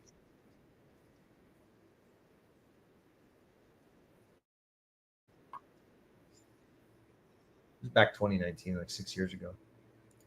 Anyways, this is too choppy. I gotta get rid of this before it breaks my phone or breaks my computer. We don't need that either. So yeah, I'm sorry, JK. That you're absolutely right. It only attacks ash trees. So by the grace of God, otherwise that could be a really, really, really bad thing because there are no immunities to it. The problem with EAB is there was no research for it in America prior to 2002. That's when it came into America. Now they noticed this bad boy was going to town, so they started looking it up in other countries to see if anybody else has any research on it. And it turns out there were 8 whole papers ever done from 8 ever. And they were very difficult to find because they weren't widely published because in China, where they're from, they do not have a massive outbreak of EAB. The reason they don't is because the trees there have lived with it for years.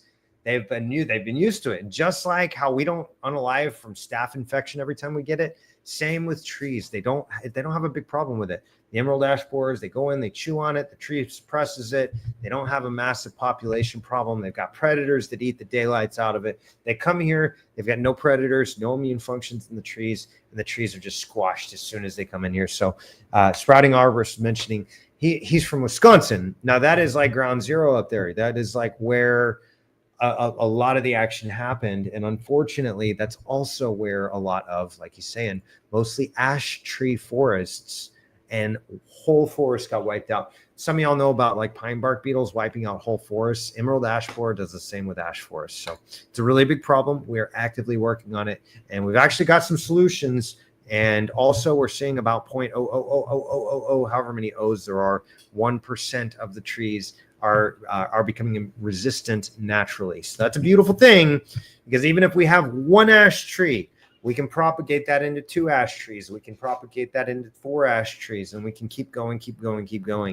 And a lot of these are going to be genetically able to resist emerald ash borer. So there is hope. Now it may be my kids' generation that before ash tree forests really make a comeback. So it stinks. It's part of, we live in a global age where we ship things all over the world, and also that has its own problems. So anyways, my bad. What did I just do? I just bunny trailed like mad there, you guys. So embarrassing. To plant a willow in Colorado is as much water as we need, but clearly this is getting plenty in their fertilizer too. Try not to fertilize it too much because it looks like it's getting plenty of fertilization.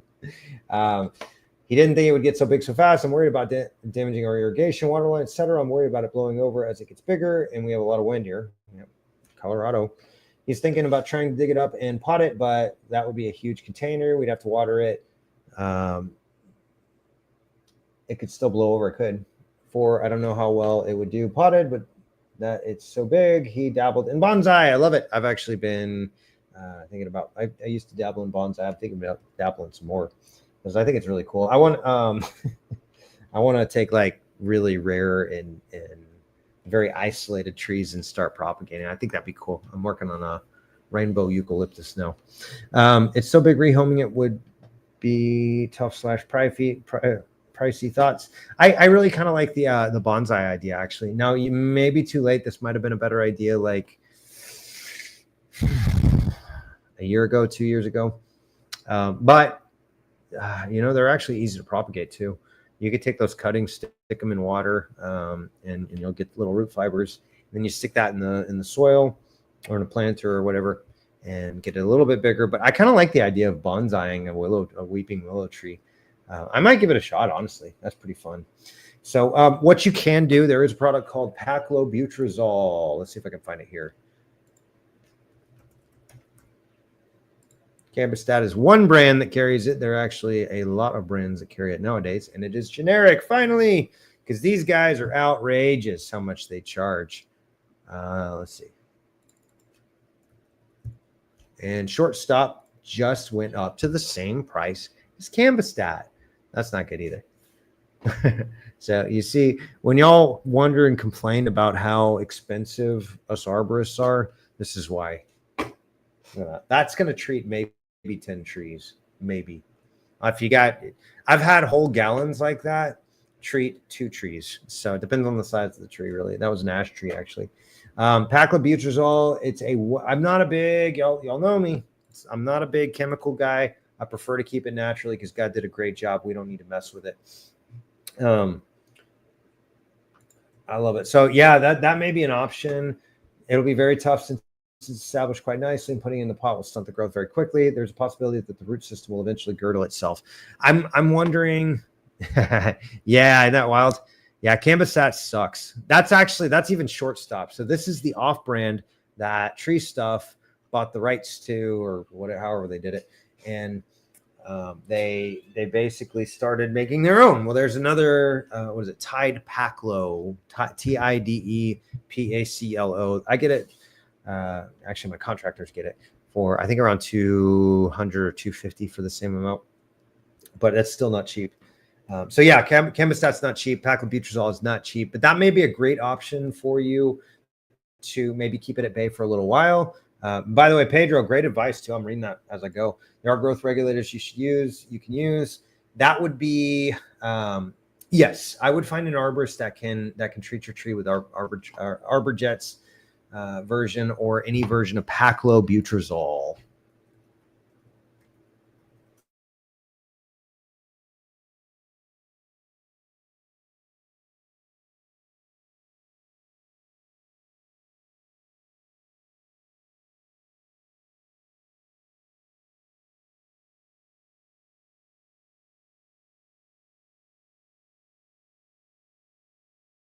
State University. They have the agriculture extension. That basically means they do all the research and they teach about, and what on earth? This is ridiculous, this internet stuff. I'm gonna run a cable from now on, y'all. That's crazy. Anyways, hope that helps, Anonymous. Moving on. Okay, so this is my mimosa tree. Ooh, we got a video. That's fun.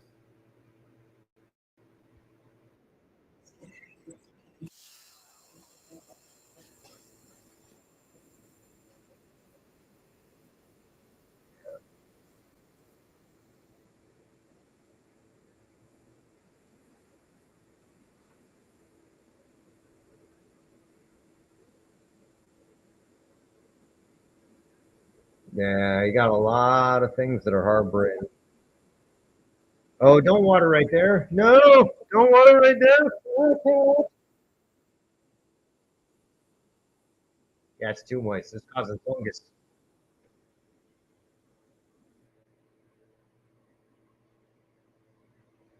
Holy cow. Yeah. No root zone. Way too much water in that area. I don't think your mimosa is going to make it much longer in those conditions. Yes, looks like maybe webworms. Yeah, webworms, all webworms, chewing away at it. Munch, munch, munch.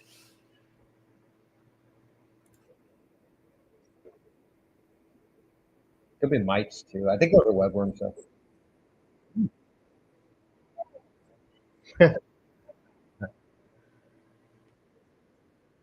Okay, yeah, unfortunately, it's got no rooting zone. It's got some critters chewing on the leaves. We've got no like water being poured right there in Edna voice. No rings. Yeah, that's right, Jakey. Yeah, take those friggin' rings away from there. All those hostas and beautiful little plants you got down there, they too are trapping moisture in that area. And so you gotta bring that, you gotta quit watering in there, because that will absolutely just drown the roots. And wood and water don't mix. Right there is where all your structural supporting roots are. And they are just going to get really messed up if you keep watering like that, because that, and the more water that stays trapped there, the more likely it is for fungal pathogens to grow. And I think that's a part of what you're dealing with. I also think you've got some critters chewing on the leaves, and just a really, really, really, really stressed tree. I'm sorry, but you're going to have to like break up that stone around it, or it's probably not going to make it. And honestly, I don't think I would, because I think the tree's maybe too far gone. So I'm really sorry there, Jody, but hope that helps. We're moving on. Ooh, that's fun. I mean, not fun, but tree splitting on both sides is something to be worried about. Yes. Yes. As far as the entire tree splitting in half at some point. Yeah, I'm not going to lie. I would be worried about that. Anonymous. That's messy. That looks to me like torsion fracturing. Torsion fracturing is, let's say you've got a tree and you've lost half the canopy. You've got one branch, you've got one portion of canopy over here that's out competing. Maybe you got a short canopy on this side, and the wind's blowing it like this. And what happens is those fibers are all twisting and breaking apart. And you'll get these fissures. I had a client years ago. They had a very similar situation. The tree was unaliving from some fungal pathogens all down, from starting from the top down. Well, they were left, and this is a massive tree. We're talking like a 48-inch diameter tree, like big tree, and red oak, and right around White Rock Lake in Houston, or Dallas, whatever that city is I grew up in. And anyways, the tree kept twisting in the wind. I went in there. We were about a month out because we were killing it in business, but we couldn't get to this tree in time. And so I told them, look, we're going to expedite it. We come back a week later. That crack had opened up a good 3 inches in some places.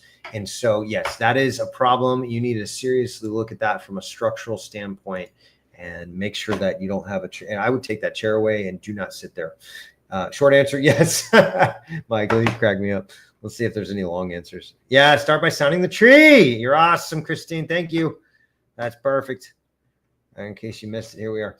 Yeah, and if you want, we can always get on a digital arborist consultation. I'd love to help you out and see if we can figure out what needs to be done. Because that does not, by the way, just because that's happening doesn't mean the tree needs to come down. It's just a factor that plays into it. Also, it's a very important structural factor. Structure, you don't want to mess with.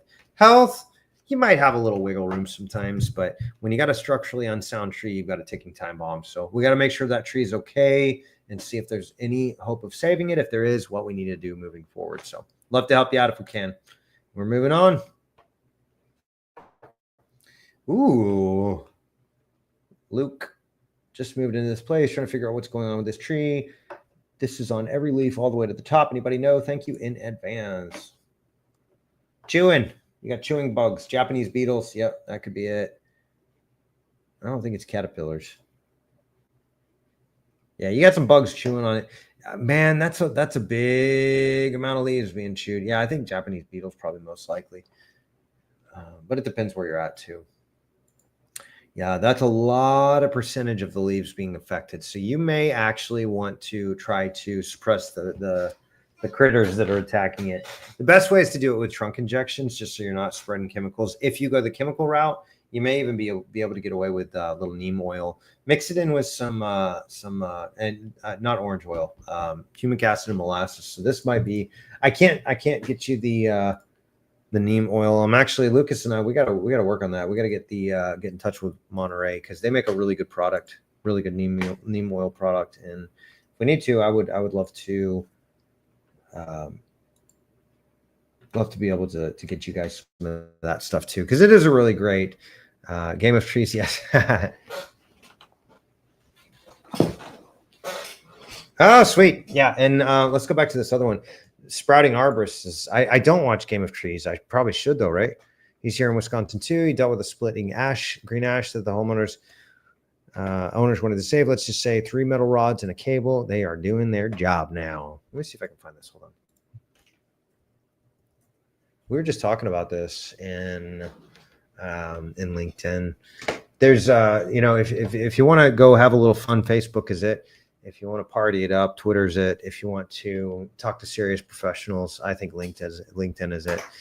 We actually have some really, really good in-depth conversations about trees on there. So feel free to go reach out to me there as well. But let me find this because there was a oh, here we go. No, that's not it. Where are we at? This was a really good post, and I'd love to show you guys. Oh, here we go. Yeah. All right. Gotta protect the innocent here. So no, I don't watch Game of Trees. I have done that a ton of times though, actually. So here's a good example of that too. Y'all check it out. This is fun. Exactly what we're talking about. So these are bracing rods, the threaded rods, whatever you want to call them. Now, the one thing that I commented on, and I didn't realize that he had cables in it already, but you want about 1 threaded rod for every foot of split or potential split. So they put 6 of them in there. So do the math.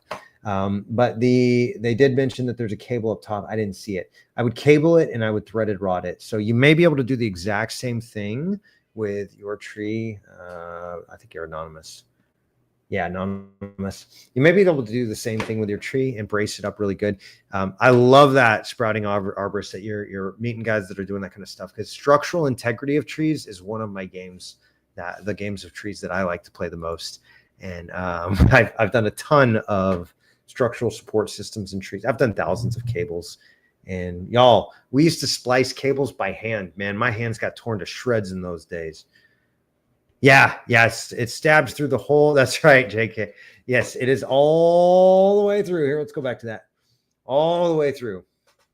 And yeah, they've got a ton of brace rods on there. Now, here's the thing, though. The tree can actually seal that because it's only damaging one little tiny portion of the cambium on the outside on both sides, right? So that's where the living tissue is on the tree, is on the outer rings of the tree. Let's go through a little tree biology here. We're actually getting kind of close to our end of the night time frame.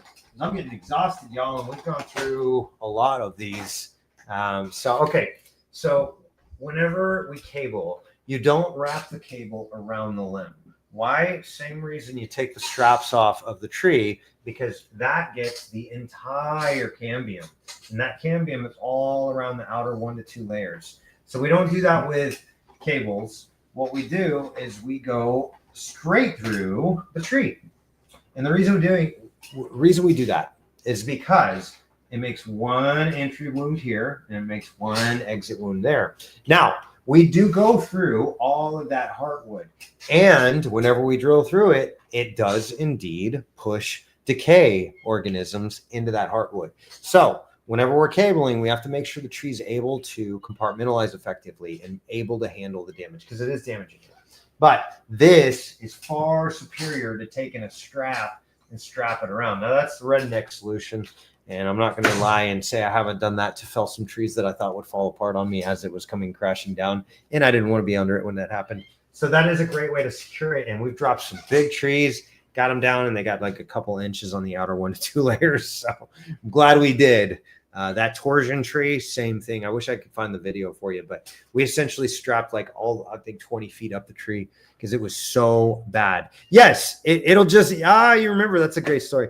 Yeah, my bicycle story. Yes, that's exactly right, JK. The tree will seal over that wound, and eventually, let's go back to the video or to the picture here. Eventually, all of those bolts will indeed kind of disappear. You won't be able to see them. And so, yeah, that is the best management practices. That's how we do it the best. And so, for better or worse, that's what we've got, and it's a great solution. And yeah, I've got trees that we did this on that are still there 20, maybe like 15 years later. But yeah, that's you go all the way through the branch, and that holds those two together, so they stop bifurcating and separating, and they stay in one place. So, anyways, just a great conversation we had. Yeah, and I was kudoing. There's Frank Wren he's pioneered a lot of the knowledge that we have about structure of trees. So again, an absolute legend in the industry. He's not a part of this group yet, but maybe one of y'all can convince him to come over. Look up Frank Wren, Rinn. Great dude. Love to have him in here as well because absolute legend. He's pioneered a lot of research that we know. Moving on. Lynn's asking, can you tell me what causes seemingly healthy ponderosa pine to slowly bend over like that over the course of 2 years? Ooh, yeah, it depends where you're at. That could be snow. That could be ice buildup. Oh, Montana, that's snow. I'd be willing to bet money. That is, you had a particularly cold period with a lot of snow that pulled it over, and it just sat there for a week or 2 or 3. And what happened is, again, the tree filled in the gaps, built all that tissue up. Now you've got a permanent curvature in the tree. I would leave it alone, maybe reduce the top of it. And here, let me give you a drawing example of that. So what you can do, you got a tree like this. You got some branches coming up here, coming up here, coming up here, growing down here, growing down here, growing down here, whatever. What you can do is maybe come in and remove a little bit of that and help that spring up just a little. And then the tree will course correct over time. I'd actually leave it like that if you can, because that's a super cool feature. You don't get many pine trees that look like that. So ponderosa pines are really neat trees too. Hope that helps. Yeah, the tree's doing the limbo. That's great, JK. Yep, tree's doing the limbo. I think it won too. All right, let's do maybe let's say 3. Oh yeah, that's a fun one. I remember that one we were talking. All right, let's do 3 more of these, and we're gonna call it a night, you guys, and get back after it next week because I got to be up at 5 in the morning. All right, Steven's asking, hello, all new here, planted this red oak from a sapling. His name is Oakley. I like it. Right on. Name your tree. Why not? They're kind of like green pets. Okay, I first attributed it constantly getting direct sun in the afternoon, not in dry conditions, but that has never been a problem before, nor is it for trees in general. They can usually survive. None of the leaves have fallen off, and I slow drip as much as I can, but it doesn't seem to help. I'm hoping it's not oak wilt. It's not. I trimmed some lower branches. Yeah, it is absolutely not oak wilt. There, Stephen. Excuse me, Stephen. Where are you from? I don't know. Not oak wilt. Trimmed some lower branches, but that was in late March. I'm in the Midwest. Oh, you're fine then. That's not a big deal. Any ideas or measures I can take? Buried root flare. Yep, there it is. Buried root flare. Probably overwatered. You got those spots on the leaves are fungus. So you got to get that grass away from there, and you got to get those root flares exposed. That's so important. And then, yeah, you've got, Steven, do you use herbicide? Do you use any type of weed and feed type products? You got a real pretty lawn there, buddy. And that usually means, oh yeah, no, you got to stop poisoning it, bro. That's not good. Use this stuff in by the gallon. This will be a really, really helpful thing because it's going to soak up a lot of those chemicals. So use a lot of that. That's going to feed the microbes, which will eat the chemicals too. You can even get a product called biochar. I need to get some of that too because biochar is really awesome stuff. They say it lasts for about 500 years in the soil. And guess what? It's really interesting is biochar is essentially made when you mostly coconut fibers, but when you burn organic matter without oxygen, what's left is primarily carbon. Carbon, by the way, is, remember we talked about it, 45% of what a tree is made of. So if you can get some extra carbon down there, that's a beautiful thing. And guess what humites are? Carbon. Basically composted compost. It's like super composted compost. It is extremely concentrated, super extended release rocket fuel or whatever. It's really good stuff. But yeah, you got to get rid of the herbicides because I'm like 90% positive you're putting some of them down. That is just absolutely just destroying that poor tree. You've also a lot of those are salts too, and they can pull water out of the tree. Even though you're watering, looks like you got some water damage there too, or lack thereof. So I'd be willing, those chemical salts are doing a number on your tree. And also you'll get that yellowing chlorotic look. The chlorosis is the word for it. So yeah, you got a lot of things going on here. You got to expose the root flares. You got to get the herbicides soaked up and course correct on the tree and create a healthier growing environment. So moving on. Lorianne Bryant's asking, hello, everyone. Last week I posted this picture of my tree and thought at the time it was fungus. That's what ChatGPT told me. Yeah, thank God's robots don't rule the world yet. They're not everything, y'all. They're not God. Anyway, I decided to finally try and break a piece off, and it seems like it is foam, not fungus. Woohoo! Yes. That's a good thing. It also means, y'all remember that earlier on, like 2 hours ago, we were talking about not sealing wounds with all that spray foam stuff. This is why.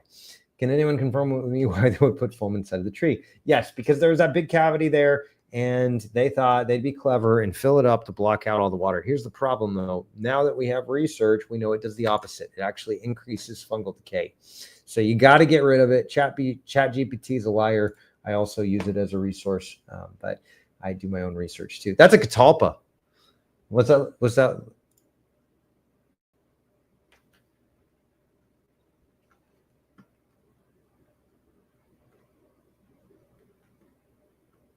What say that again? Sorry, I'm getting a message here. Oh yeah, I know. In my robot, I've trained it on trees quite a bit, y'all. In case you didn't know, I talk about trees a lot, and I even ask, and I write reports, and I do all sorts of consulting for trees. So yeah, even us experts, we need a good resource. It turns out that's a very, very quick one. Also, you got to double check it because it ain't always right. Can anyone confirm why they would put foam in the inside of a tree? There was a cavity there, and somebody thought they were doing the right thing by sealing the wound with porous foam. Doesn't make sense to me, but that's the problem. They put it in there. By the way, that's a really cool catalpa tree, but make sure that decay is not going to put it at risk of falling on that little storage shed. Although I'd rather see that than it falling on your house. Oh, wait, maybe not, because you got power lines back there too. So yeah, that would be one we maybe need to take a closer look at it and guide you along, and that might be a really good resource for you. Just get a good game plan, care plan moving forward. So congrats, not fungus. Yeah, absolutely, congrats.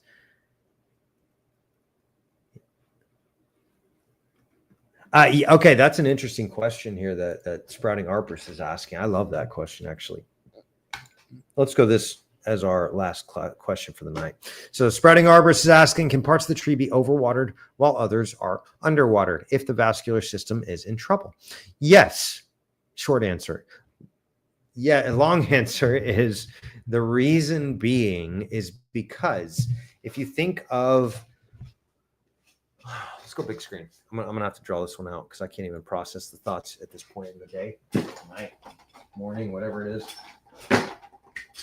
So what he's asking is, well, let's say you got a sprinkler on this side and it's putting out water over here and it's spraying, and in this area it's getting a lot of water and there's no water over here. So he's asking, I think, correct me if I'm wrong here, buddy, can parts of the tree be overwatered while others are underwatered if the vascular system is in trouble? So can you do that as a temporary solution to get extra water down to that one spot that you're worried about? This side of the tree is getting drought. Maybe bring a soaker hose over here and start watering this one more. Yes, you can. What you don't want to do is do that indefinitely, because what will happen is you'll get extra water there, and that will cause fungal pathogens to build up. And depending on where the house is in relation to the tree, that could be a really bad thing. Because now you got, let's say you got decay coming in here because you're overwatering, and then this part's not getting enough. Well, now you got a weakened health root system over here, and you got a gone root system over here. Now, let's say the wind comes, your house is here, and the tree comes crashing down on the house. Nobody wants that. So you want to be careful. But yes, I see this a lot actually, is you've got, I've got a really cool client, and unfortunately he's got a pool over here. He's got a tree, big burly bur oak, really big bur oak. And he has, the only place he could put the sprinkler system is right here alongside the pool. So it's spraying, and it has been for decades, hitting the trunk of this bur oak. Now, we have kept the tree in the air and we've kept it alive for a couple of years, but ultimately the tree had to be removed because all that water hitting the trunk caused all this decay to happen here. And same thing, you got power lines up here, and that's not good. So we don't want that tree to come crashing down on the power lines. All the neighbors would just be very irritated with them because they'd all lose power. So yes, in answer to your question, can parts of the tree be overwatered while others are underwatered if the vascular system is in trouble? Yes, you can increase it on one side, because the reality of the matter is the way trees work physiologically is in the cambium, in the outer. I'm gonna use a little industry terminology. In the cambium, you can almost draw an imaginary line from a root fiber out here up to a leaf up here. Now that is the way oversimplified version. When you look at it under a microscope, there's so much going on in there. And I'll answer that question too, JK, here in just a second. But yes, what's going to happen is typically if you've got water hitting the tree here, you're going to have fungal pathogens here, which will affect everything up here and down here. Now, if you're opposite side, if the water's hitting here, you're going to have problems here, fungal pathogens up here and down here. And so, yeah, it's almost like you can take millions and millions of drinking straws and attach them up here, and you can draw an imaginary line. And again, it's way oversimplified, but that's the gist of it, if you will. And you'll have, if water's getting to that point. So if you've got a spot that's struggling and it needs more water, yeah, you can put more water over on this side. That'll get more water to these leaves. And they'll cross a little bit, so it can share, and that's okay. But that's the basic gist of it is essentially, if we were to look at the tree, it would have millions and millions and millions of little drinking straws out here on the cambium.